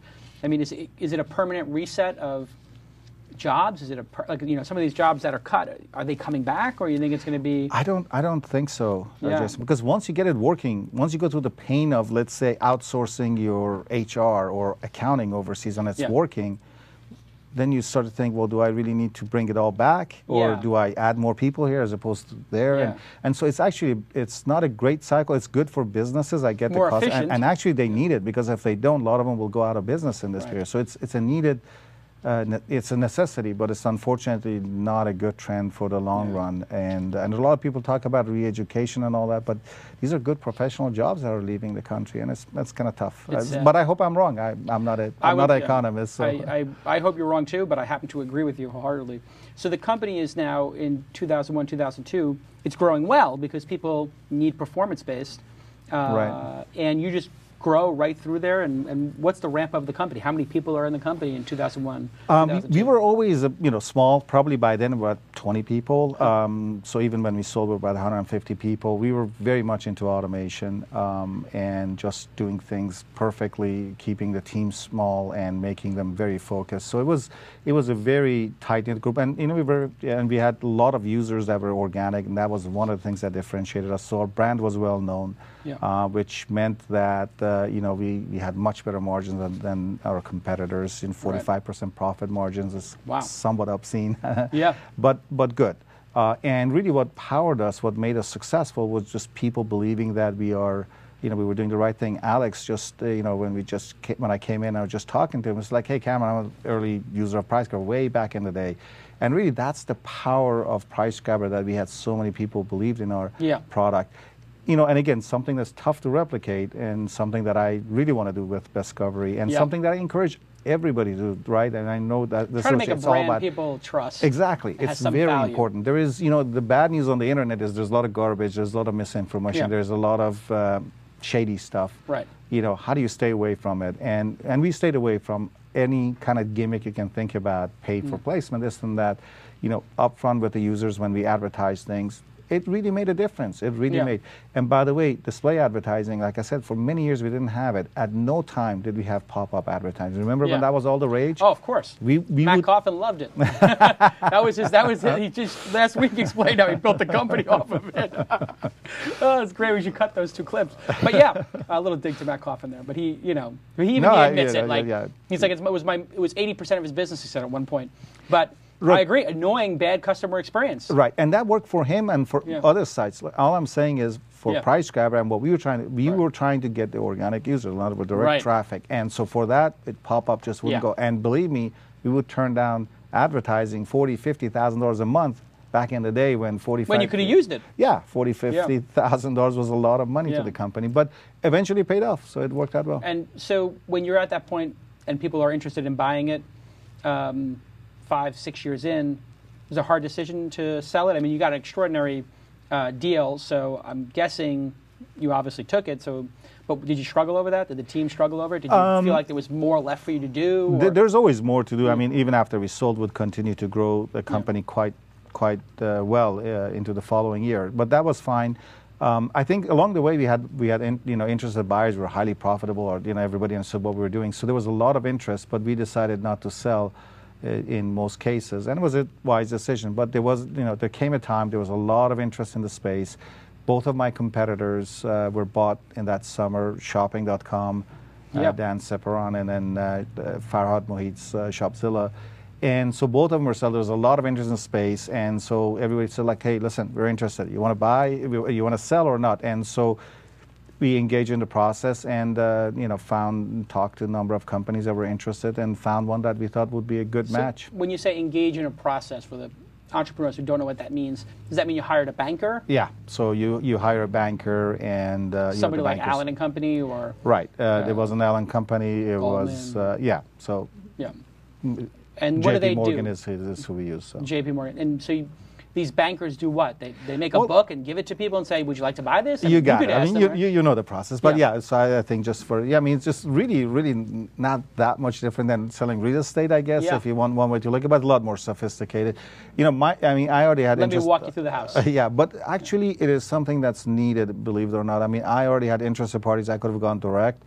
But it's not the best thing to do when you're talking about that large of a business, because you really do need that go-between and negotiation and the buffer. And I think it's worth it. And they've validated to a certain extent. I mean, if they're saying we're going to put our name on selling this, that means there's a certain endorsement there. Like, we wouldn't represent something that is garbage. Right. There's all kinds of there's all kinds of, but actually they do bring a process to it, and they say here it is, and there is, so it is, you know, when I say they're being just a real estate agent, I'm being unfair to them, but it is the same role, if you will, of really going in between you know, the buyer and seller, and really, and the really good ones add value to the process as well, or you know, which they might have somebody that you didn't think of, right. They might socialize the idea with different people inside of a company that you already know, but maybe you don't know everybody in the company. So. Or structuring the deal, you know, and in other businesses that I've sold, I've seen it, they structure the deal in a different way, and it works out. So it's good. I mean, my point is that, you know, if you have a large enough business, you should really engage a banker. Probably in every case, just so, you know, how big and how good of a banker. What was the biggest challenge through the whole journey, from start to finish? What was the thing where you just thought maybe this is insurmountable, or? You know, was there ever that moment where, like, this thing could have come off the rails, running out of money, or never? Yeah, I think actually, believe it or not, early days not taking the money was difficult, because here we were competing with companies that had raised 200 million in aggregate, you know, with all the companies that they bought, or, you know, tens of millions, if you will, and here you were starting with $1.5 million, you know, it's I used to say it's less than what they spend on the furniture. Right. And so it was like, hey, should we raise money? Are we doing this the right way? And all that. And of course, you know, shortly thereafter, the option of raising money went away for at least a year. And then ironically came back very strong, because we were one of the few successful ones. But still, we decided to say no to a lot of VCs, which was not easy. Some of them were difficult. I mean, in one particular case, I think one that I really thought about and I struggled with, was a well-known blue chip, as good as it gets. Kleiner, Sequoia kind of benchmark level. You know, yes, and without naming them, and it just was a difficult, and particularly the person that was involved, I just thought brought a lot of value, but it just wasn't the process. Like a John Doerr or Michael Moritz type, without saying any names. I'm just giving a couple of names out there. It could be any of them. Those are good names. Yeah, those are good. Those are the best names, right? Yeah. I mean, Bill Gurley, who knows? Benchmark. So that was a difficult one. I mean, just like when you know, do I want to not take one of the best teammates possible out there? Yeah, no. So take me through that process, because it does sound a little bit crazy. Do you have some sort of chip on your shoulder about venture capital or spending money? Are you so cheap that you don't want to take it, or you think it's a distraction, or does it scare you that you're going to go crazy with it? No, I think so. Cheap, maybe. You know, the money is not cheap. It's expensive at the end of the day. You know that, and I know that.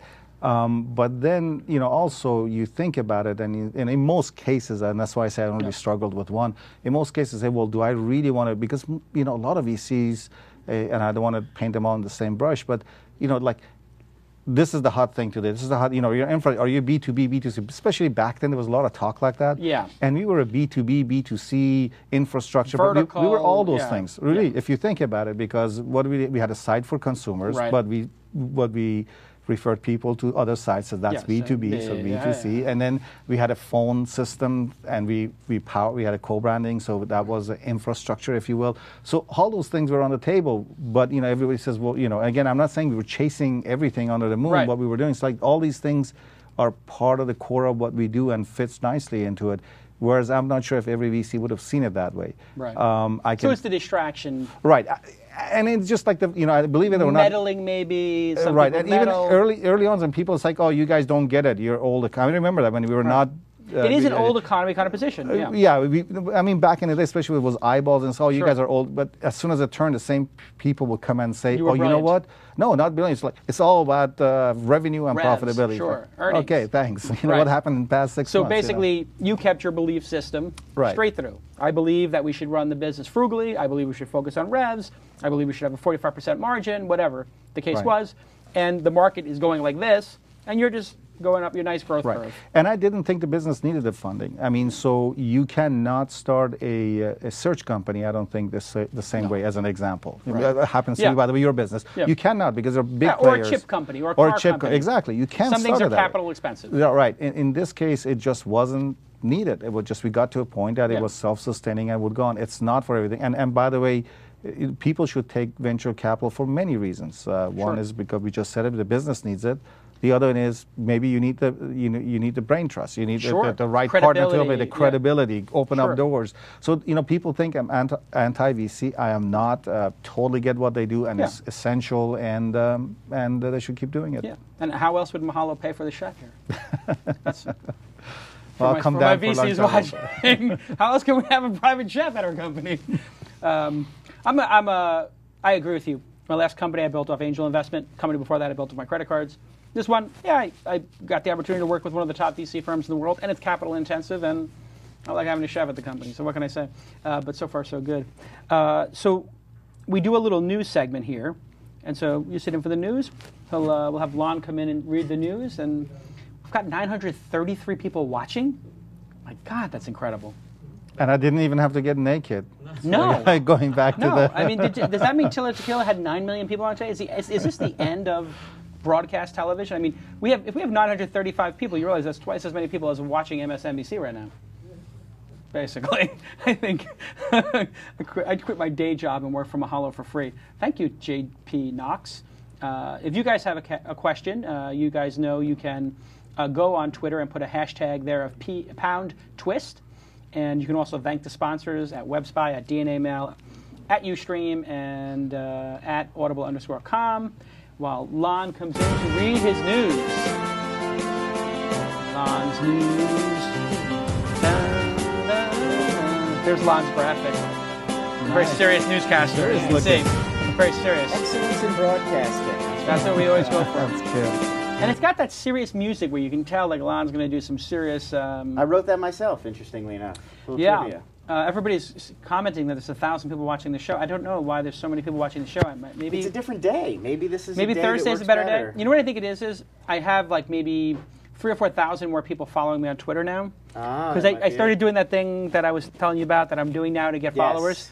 And so I think I have a whole bunch more followers. Probably. If you follow people back. I'm adding like 100, 150. You just told everybody my strategy. Is that it? That was the strategy. Basically, I have a strategy. There's more to your strategy. There's a little more to my strategy. More to your strategy. I'll tell the strategy. On Twitter, I am following anybody who replies to me or retweets me or mentions #TWiST. See, that I think is the new wrinkle. Yeah. Searching for people who are writing about things that relate to you. Right. So if they're watching, they're watching TWiST, and then I follow them, and then I tweet that we have a guest who stole this company for $500 million. They're like, oh, snap, we got to go watch that and learn from that guy. That's what's happening, basically. Probably. But, I mean, what does this mean for, like, television and stuff like that? If, like, you can just automatically get, like, this huge audience on the web. It's amazing. Yeah, I think we're beating Fallon now. Jimmy Fallon, yeah, I think actually no. I think We're starting to bump up against that. What's in the news, Lon? Well, let's start with iMeme. MySpace will acquire streaming music service iMeme for the low price of $1 million, with alleged payouts of up to $9 million to top employees. The final overall price they're saying is probably around $8 million total for MySpace expenditure, most of which is going to go off to paying off debts. The site had been funded to the tune of about $25 million by investors like Warner Music Group, Sequoia Capital. So what happened here? Is this just another story about the perils of a digital music startup? Yeah, that's exactly what the story is. The music companies were not happy about the traffic they're getting, obviously, from what I understand. People are streaming music on it, and the big lawsuits come, and there's no big exit. So it's pretty interesting to contrast this to another Sequoia investment, which is YouTube. Right. Somehow YouTube sells for $1.6 billion, and iMeme basically gets wiped out. Sort of a fire sale, yeah. This seems like and there were rumors that they were on the brink of shutting down, I think. But this is why I never another round. Exactly. This is why I never get involved in the music business on the web. Yeah. Anybody who's pitched me on that, unfortunately, I say music. I don't know. I don't want to invest. It's no tough. way. It's tough. I mean, nobody. That's why there's so little innovation in music on the web. I mean, even if you look at Pandora, Last.fm, some of these successful streaming companies, they are constantly, as successful and loved as Pandora is, the CEO is constantly like, we may not be here tomorrow. They're going to change our license. It may be over. Enjoy it while you can. Can you imagine running that business? I would want to kill myself. Yeah, everything's up in the air. You're running a comparison shopping engine, and somebody drops out, like, okay, you got 20 other people selling that camera. It doesn't matter. Right. All of a sudden the camera people start suing you. Imagine if Canon and, Dell start suing Price Grabber. I mean, You know, ironically, no, they didn't sue us. But I get that look on your face, like, no, oh, actually. But no, I You mean, mentioned it. yeah, just quickly, just Yeah. you know, but it's like, hey, take our pictures down. And it's like, do you realize we're selling more of your products than any? I mean, we are the cause of selling more of your products than Right. anybody else. Really? By the way, call your top distributors. They love us, and they're throwing money, and they want to get this stuff. Why would you want to do this? And Oh, and it wow. was really funny. It was just like, because we don't sell on the internet, and nobody's allowed to sell on the internet. And But people are. and say, well, you know, these are your products. You have the manufacturing number, you have the production. Why don't you go find out who you sold it to? Then you know. But the interesting thing was, it was all wink, wink, and you know. Right. It's fascinating. Yeah. That's a whole different level, because there are instances like fair use, like people are taking, you go on Gawker or Huffington Post, they're using images and videos, maybe they didn't clear or whatever, but they're sending traffic, so people are like, it's the sort of fair and fair use, I call it. Right. Are you being fair?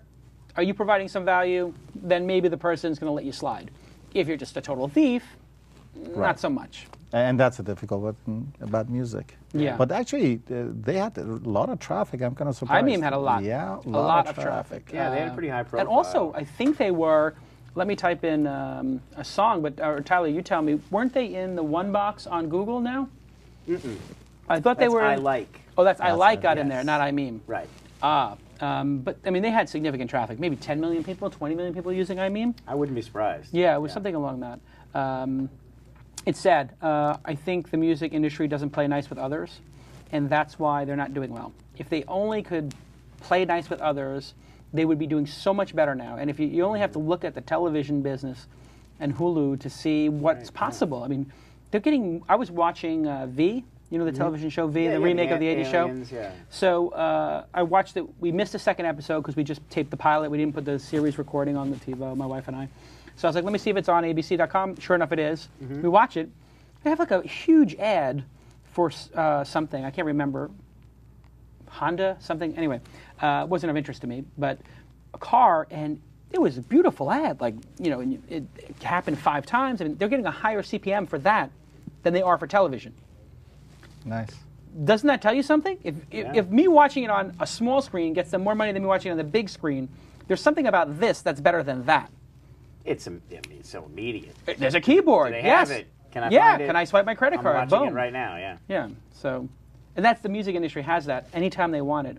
And really, this what's the system everybody's using in Europe now for music? Spotify. Spotify. Everybody and people here in the U.S. have Spotify, from what I You understand. have to get a code, but if you get the right code, you can get in. I think you have to if you So if you it's get over. if you use a different IP or something like that, you Right, get on there. yes. And that's like Rhapsody or whatever. You can but you can download the music to your player. Pro account, you can download them. Right. Pro account, the you can regular download it. account you can't, but it's like a jukebox. I mean, any song you want, they're just going to have And it, you and can- it'll but- play. well, like And you can stream it Rhapsody- as many times as you want. Like Rhapsody, but you can in this one. I have Rhapsody on my home Sonos system, which is incredible. But I can't download the songs to my iPod or whatever. On Yeah. Spotify, you can actually download the songs Yes. to your phone, which is incredible. Why is that not here in the United States? I don't know why they can't get because the they're probably rights gonna get done. sued. Yeah, it's something Yeah. about Probably. the ownership of the Copyright. songs, but it is it's Copyright. amazing. Yeah, I just somebody in the chat room here, Monkey3. Good to hear from you, Monkey3. Tell Monkey 2 and 1 we said hello. Ranked number 196 on Quantcast. Wow. I mean, gone. Phew. Ouch. Yeah. Well, good luck to those guys. I know those guys, and you know, even when you get beat up a little bit as an entrepreneur, you learn, and the wounds heal, and you come back stronger. So good luck to the team doubt. over there, and they're going to a good home, right? It's part of MySpace. MySpace knows music, Yeah. MySpace is a and great destination from what I for music. understand, 2/3 of the employees keep their jobs. Yeah, it seems like a talent grab is really the Yeah. situation more than Plus, anything else. Mike Jones is there. I don't know if you've had him. Yeah, on the Mike program. Jones is great. He's a great guy. Mike Jones. We did have him on the program for a live thing. Mike's awesome. I actually really believe. What do you think was going to happen over at MySpace? Well, I think Mike has his hands full, Yeah. no doubt. But it actually sounds like an interesting strategy that Yeah. they have, and it's just not from him, just what I've read what and you what read. I said. Right, that they are, just becoming an entertainment Yeah. company. I think it makes sense as opposed to saying, "Hey, let's go fight Facebook." So I think it's actually quite smart. Yeah, music, movies, Yeah. television. They have all those assets. Plug it into the social network, Yeah. and you've got a great product.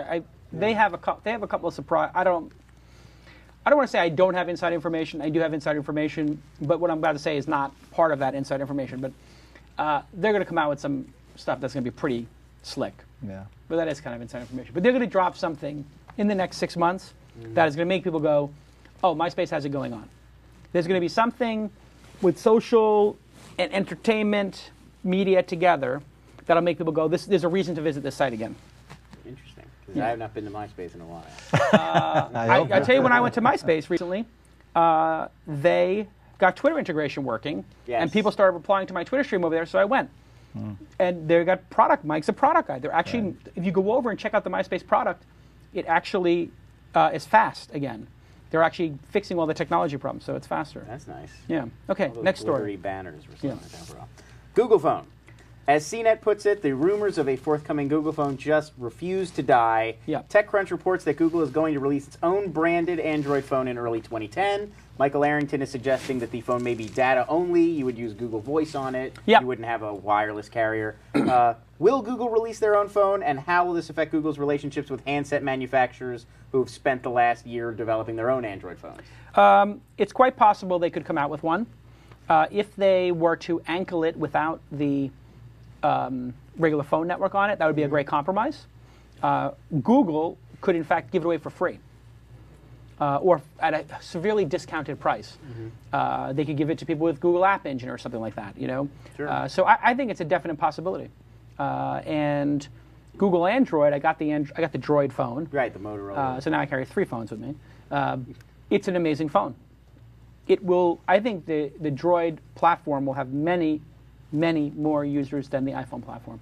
I know that's not a popular thing to say, but when you type in your Gmail address into it and all of a sudden it syncs your contacts, your calendar, everything, it's a very powerful experience to log into a phone and everything's there, let alone documents, Excel files, etc. So what do you use? You use a BlackBerry? You know, I wish I did. I'm using HTC product, which I'm not crazy about, for 2 reasons. A, I lived in the mountains here, and there's only coverage through one provider. Right. But also, there's this company that I've invested in, iVisit, which have a really killer application for phones, and it runs well on Windows CE. They're transferring to other platforms. What's it called? iVisit? iVisit, yeah. And what is it? Well, iVisit is actually a really great site. They're a great product. They have collaboration tools, but what's great about it is it's platform independent. So you can actually go from your laptop to a mobile or mobile to mobile. So you can have live video stream from mobile to mobile, which is great. So you could do like Ustream or just like Skype video over phones? Yeah, and so actually you can have conference actually with 4 guys at the same time. On video? Yeah, on your phone, and so like you're traveling, you can get into it. Wow. But it's also a lot of other applications too. So let's say somebody's fixing your construction, you want to show them something, they're somewhere else. You can now show it to them and talk to them at the same time. But beyond that, really amazing other applications, which really got me super excited in this was. They have a lot of applications for the blind, helping them with their. So it's really amazing. I'm looking at it right now. Pull up my screen for a second. I see it. You could be on your Windows mobile phone. I could be on my laptop, another person on their desktop, and we're all sharing a document or something. And right, all that good stuff. Sort of like your callers calling with Skype. They could be calling them, but they can also show you the. What's on their screen and all that good stuff. But beyond that, I mean, that's exciting, but that exists. But beyond that, being able to go to mobile is what's interesting to me.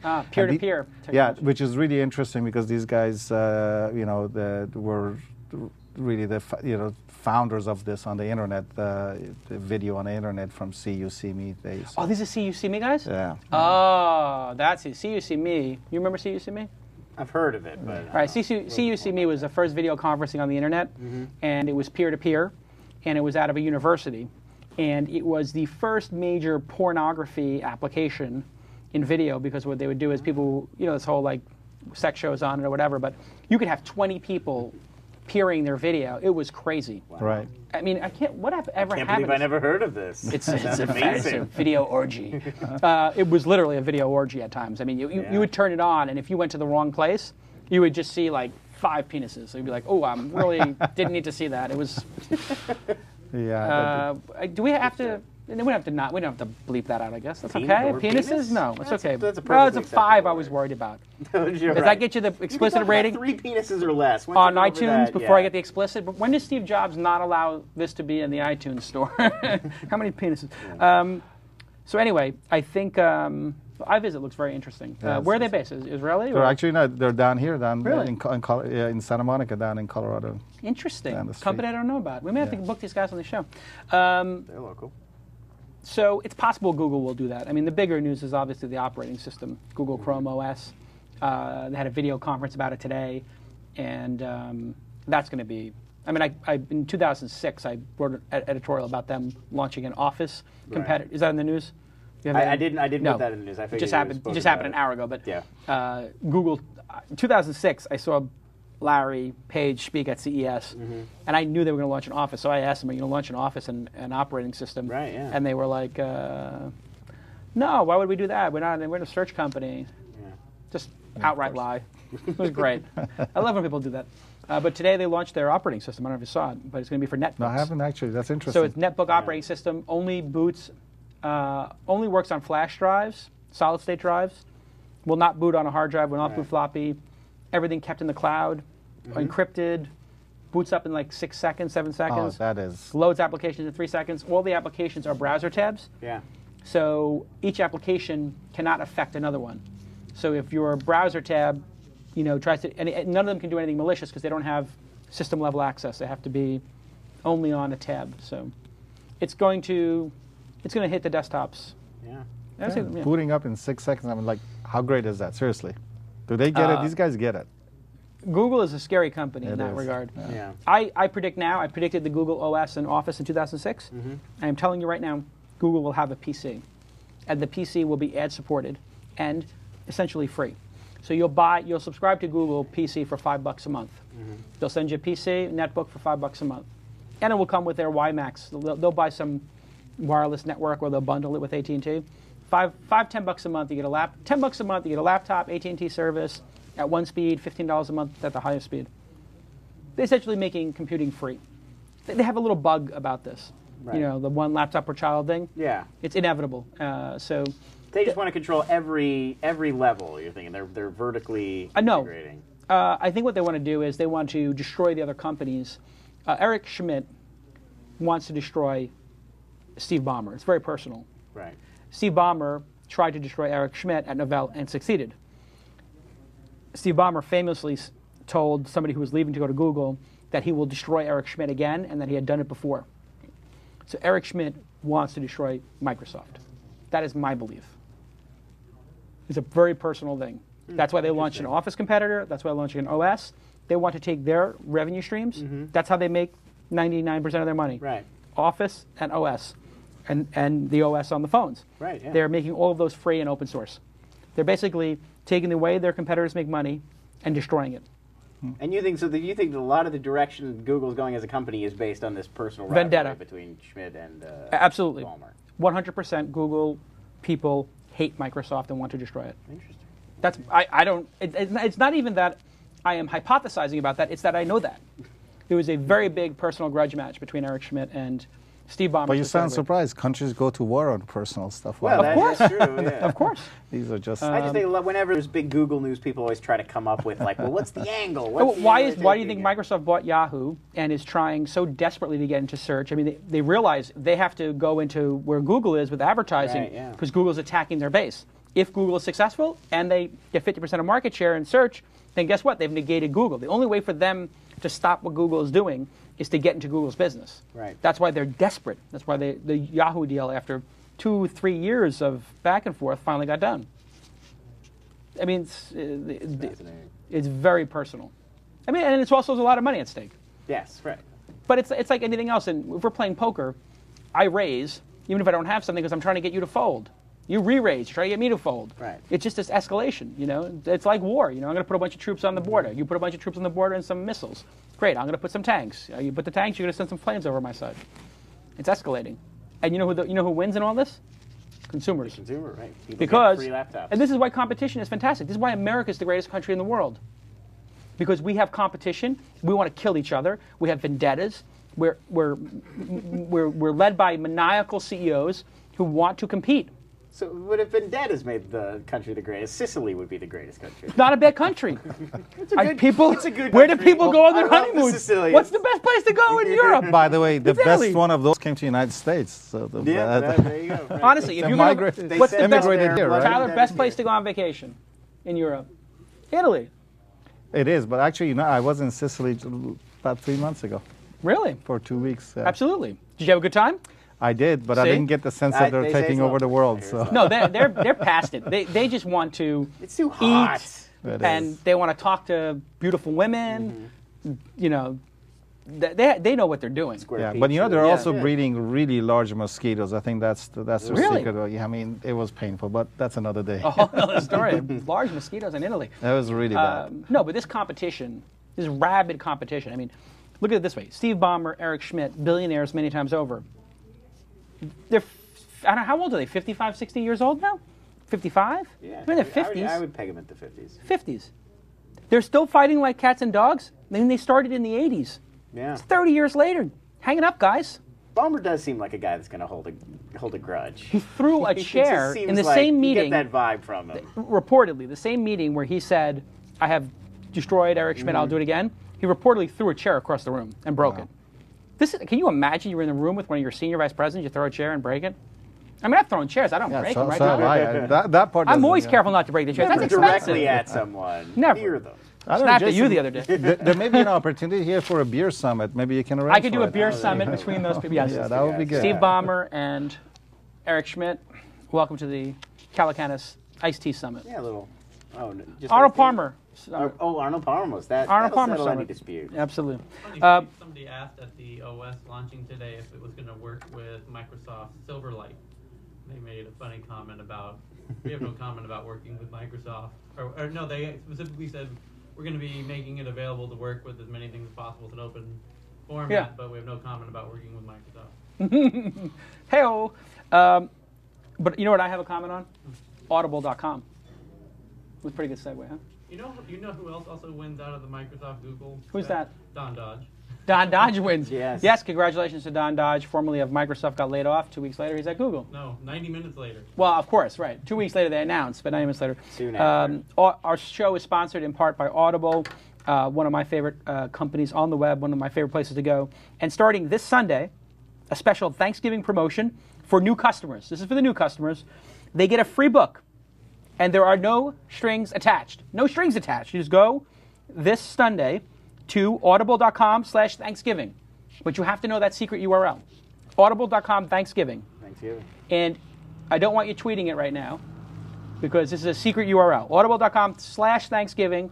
You can tweet it if you put #twist at the end. Oh, only. Only if you put #twist on the end. Yeah.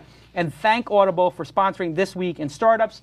Great content like this with tons of people and lights. I mean, this studio costs 50 large, 5 high societies.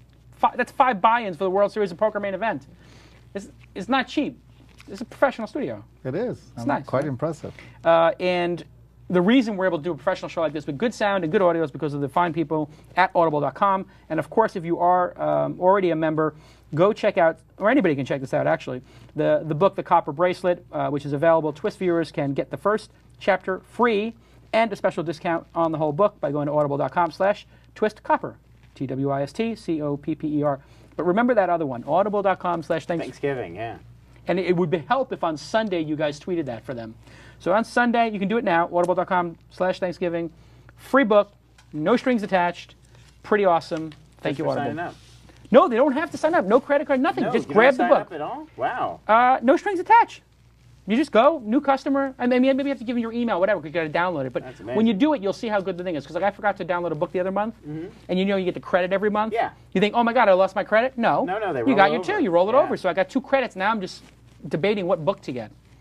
I got 2 credits, which I need because we're having. Going Rogue available now. I'm not just gonna. saying, I'm not gonna putting it listen out to there. Going Rogue, please. I'm trying to gain IQ points as I get Available older, now. not lose IQ points. But the interesting thing is, I got the Thanksgiving holiday.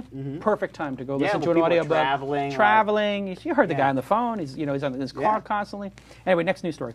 We finish up. Let's talk about Tweet Photo. Earlier this month, Dan Caulfield, he was then the CEO of Tweet Photo, did an interview with the podcast The Frank Peters Show. During the interview, he reveals some secret information about some partnerships. He gets fired, but here's where it gets interesting. Tweet Photo is now threatening to sue Frank Peters for putting the interview up because it had some of the sensitive information in it. Right. Think they have a leg to stand on legally? I mean, it was on the record. The CEO consented to be interviewed. This is stupid people being advised by stupid lawyers. I mean, if your CEO if I give an interview and I reveal something I'm not supposed to, and Sequoia or News Corp or one of our investors doesn't like it, they call me and say, "Why did you do that?" I explain why I did it. They fire me if it's not a good enough reason, and then that's it. They deal with it. But you can't go the guy who gave the podcast. Yeah, their Tweet Photo is now threatening to sue Frank Peters. Okay, so here's message for lawyer of Tweet Photo. Somebody cut this right here. Scott Simcoe of Startup. Message to lawyers of Tweet Photo. It's a more powerful version. Yeah, I say Tweet Photo. Don't be idiots. Write an apology letter. Say an overzealous associate made the wrong call. You apologize, and you're sending a fruit basket to the podcaster, as well as a 1-year subscription to Audible.com. As a public and outspoken CEO, does this ever concern you? Are you ever afraid you're gonna slip? No. When you're a CEO, you think about what you say. If I seem too casual or I say something, it's usually premeditated. Right. I mean, I'm not a schmuck. And if this guy got fired for saying something like that, he probably wasn't. That's probably an excuse for firing him. They probably had some other problem with him. Like if I made a mistake, trust me, I made a lot of mistakes. I mean, when the Keiretsu people are calling people associated with me who are investors and telling them they're going to sue me because I said something about them, trust me, I get those phone calls. But they're not going to fire me. You know how hard it is to find a replacement CEO? This guy had to really suck in order to get fired for making a mistake. And supposedly, all he said was that he had some partnership with some company. Yeah, he revealed, that's what the Read Write Web article said. He revealed secret information about new partnerships. Who cares? I mean, if a CEO slips, I mean, I don't know, CEO slips.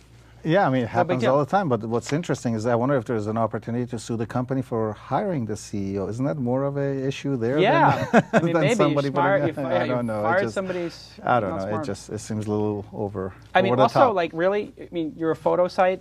I mean, get over yourself. Yeah. I mean, really. What partnership could it possibly have been? Yeah, really, it's so important. Yeah. Really, we're buying our storage from S3. You know, like, oh gosh, really, not from Rackspace?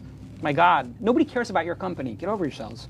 I mean, they're acting like they're Apple. Yeah, I had to look it up. I hadn't heard of Tweet Photo. Yeah, of course. I thought, you thought TwitPic. The first thing you think of when you're hearing about a Twitter photo. Right. So site. the TwitPic knockoff is suing themselves and a podcaster. No, they're suing Frank Peters, who hosts the Frank Peters Show, who just interviewed the CEO. Seems a little odd. Seems a little odd that you would. It seems really. Usually, there's more. I cannot imagine. There must be more to it than that. I just seems over the top. It's really crazy. Anyway, final story. Oh, final story. Let me see. This guy's busy, man. Okay. He's an angel investor. This guy's got a got a bunch of stuff. We'll come up with something. When's good. your tea time? I don't play golf, so right? you'll be. No tea time. Let's check out Factory Labs. FACTERY. Factory. FACTERY. Yeah. Factory Labs. Oh, Factory Labs. Excuse me. They are a search company. They produced what they call a fact-based search API. Okay. Search terms are input into the system. It comes through Yahoo Boss. It comes through Twitter. Sure. It comes up with sentences in plain English about those terms. So I did a search for Jason Calacanis to test it out. It mentioned that you are the CEO of Mahalo. It mentioned that you were born in Bay Ridge, Brooklyn. It mentioned that you were starting a company called the Open Angel Forum.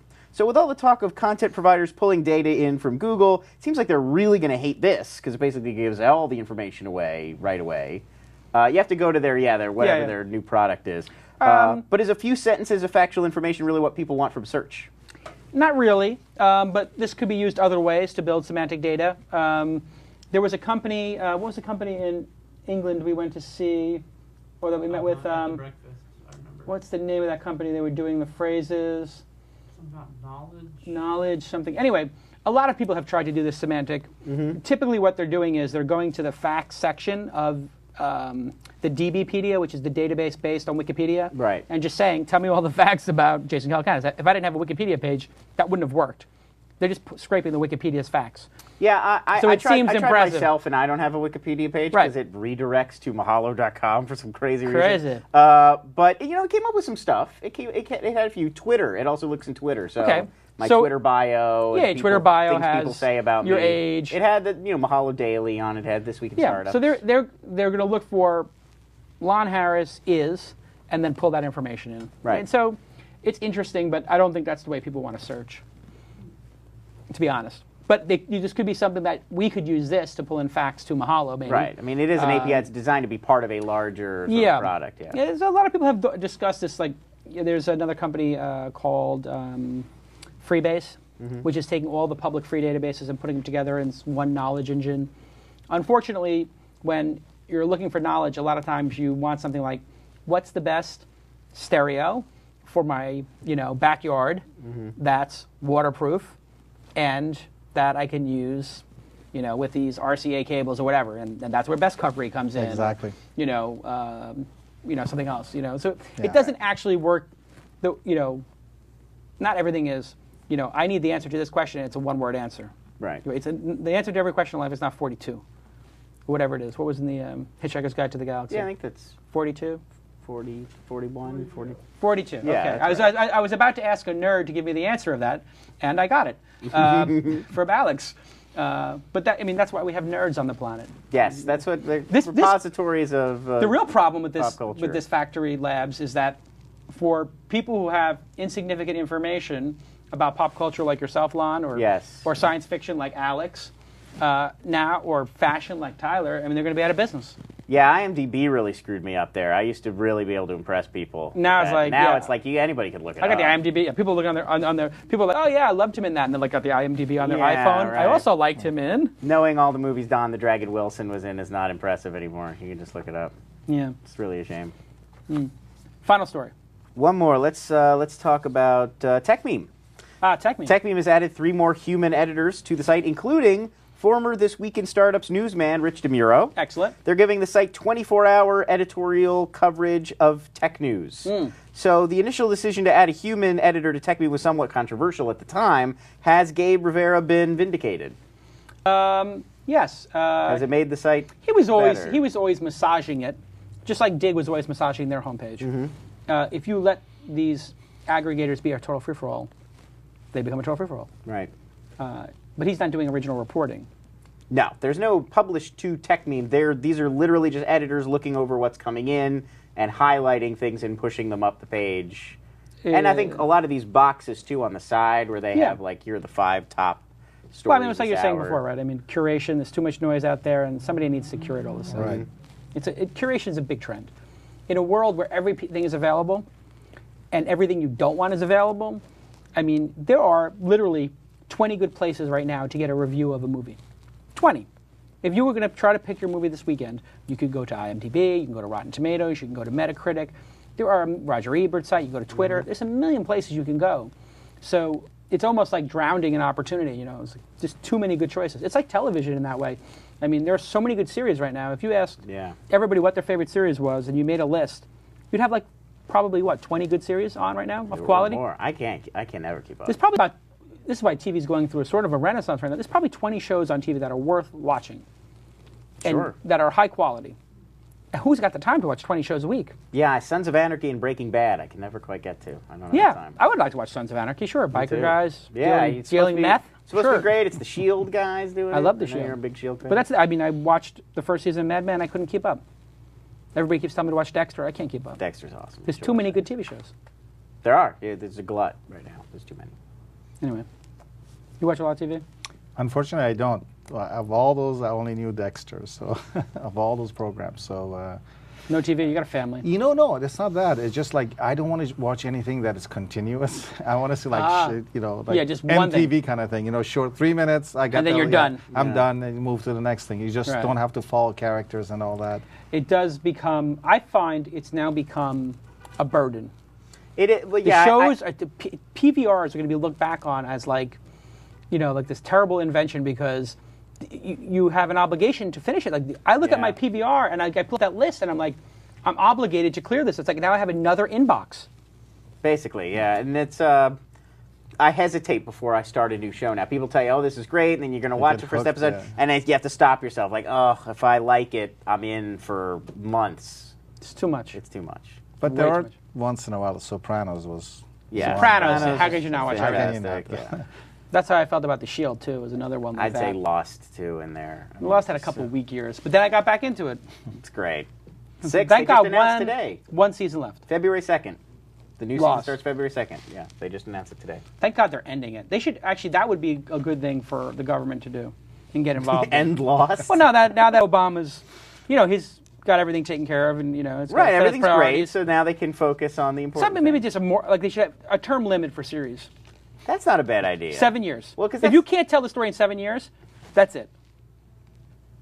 that's true. 7 years, and you can have 2 spin-offs. Well, I mean, but there's like The Simpsons. People still love it. It's going. No, they should stop. They should have stopped it. I agree. They should have stopped. It would have become the Honeymooners if they stopped it. Mm-hmm. It would have been a classic. Twilight Zone. Good at 120 episodes. Imagine there's 500. Yeah. Then you'd be trying to find. It tends to go on. I don't think Star Trek. There's got to be a good counter. Star Trek had a good run, and that's it. Now everybody talks about those episodes. Can you imagine if Star Trek had the same number of episodes as Simpsons? Yeah. Star What Trek is- actually, ran out of steam. Yeah. Quick. Exactly. Twin Okay. Peaks style. So this has been an amazing show. As Cameron, always. thanks for coming. It was You're a great being here. guest. Thank you. It was a lot of fun, and Yeah. got to talk about movies even. So that's Yeah, great. little movies. And good luck with Best Covery. Everybody Thank you. who's listening, if you're listening to the show, you have an obligation. It is your Geary to tweet checking out Best Covery. And look at somebody actually did, and they put at Best Covery. That is the Twitter account too, right? Yeah. You have the Twitter account. So everybody go follow Best Covery. Everybody follow them. Everybody retweet their domain and go check it out. Give them some advice on what you think of it. Wow, 8,500 followers. Doing pretty good on Twitter. Yeah, we're actually lucky enough that a lot of people are following us. That's good. Does it drive a little traffic or? It does, but 100, it's not 200 people? Yeah, it's not bad. But we're just proud of the fact that so many people have decided to follow us. That's good. Yeah, it's great. And you probably interact with the audience there. I see you're talking to different people through it. So that's great. Brand is actually communicating. Thanks to our sponsors, DNA Mail, Ustream, Audible_com, and who did I leave out? WebSpy. Thanks, Alex, Tyler, for your incredible insights. I have a little insight. Go ahead. This Microsoft Google thing. Yeah. I'm still thinking about it. Yeah. It's typically how your insights go. It's like a wheelchair at Disney. Actually, if your point about Google making a laptop, I don't think is necessarily the best way for Google to compete with Microsoft. The real damage that they're doing, and it's sinisterly genius, is that they're offering what Microsoft does, which is the OS and Office, not just for free now. Well, in the case of the Office, it's free. You have Yep. Google Docs. But in the case of the OS, they have a plan, so I hear, where they're going to pay the hardware manufacturers, the laptop manufacturers, a percentage of the search revenue that You heard that from me. No, I didn't hear it from you. Oh, because I've said that before. Oh, yeah. But now the laptop manufacturers are faced with paying Microsoft $58 for the license. Or get of paid. Windows, or get paid from. Yeah, Google. absolutely. Yeah, So- Dell puts the operating system on there and gets half the AdSense revenue. They'll be pretty stoked. Right. So now, how does Microsoft compete with that? Exactly? They have to buy other search engines. They got to get an ad network going, and they got to do exactly what they're doing. They got to offer a piece of that action to the hardware manufacturers for. Yeah. Right. Well, but they're not really going to be able to sell Windows at 50. Well, I mean, Google's operating system is going to be very limited. They're not going to have, Call of Duty Modern Warfare 2 running on it. Put it that way. So there is some complications to it. Thanks, Lon. You did a good job on the news as always. I appreciate it. OpenAngelForum.com.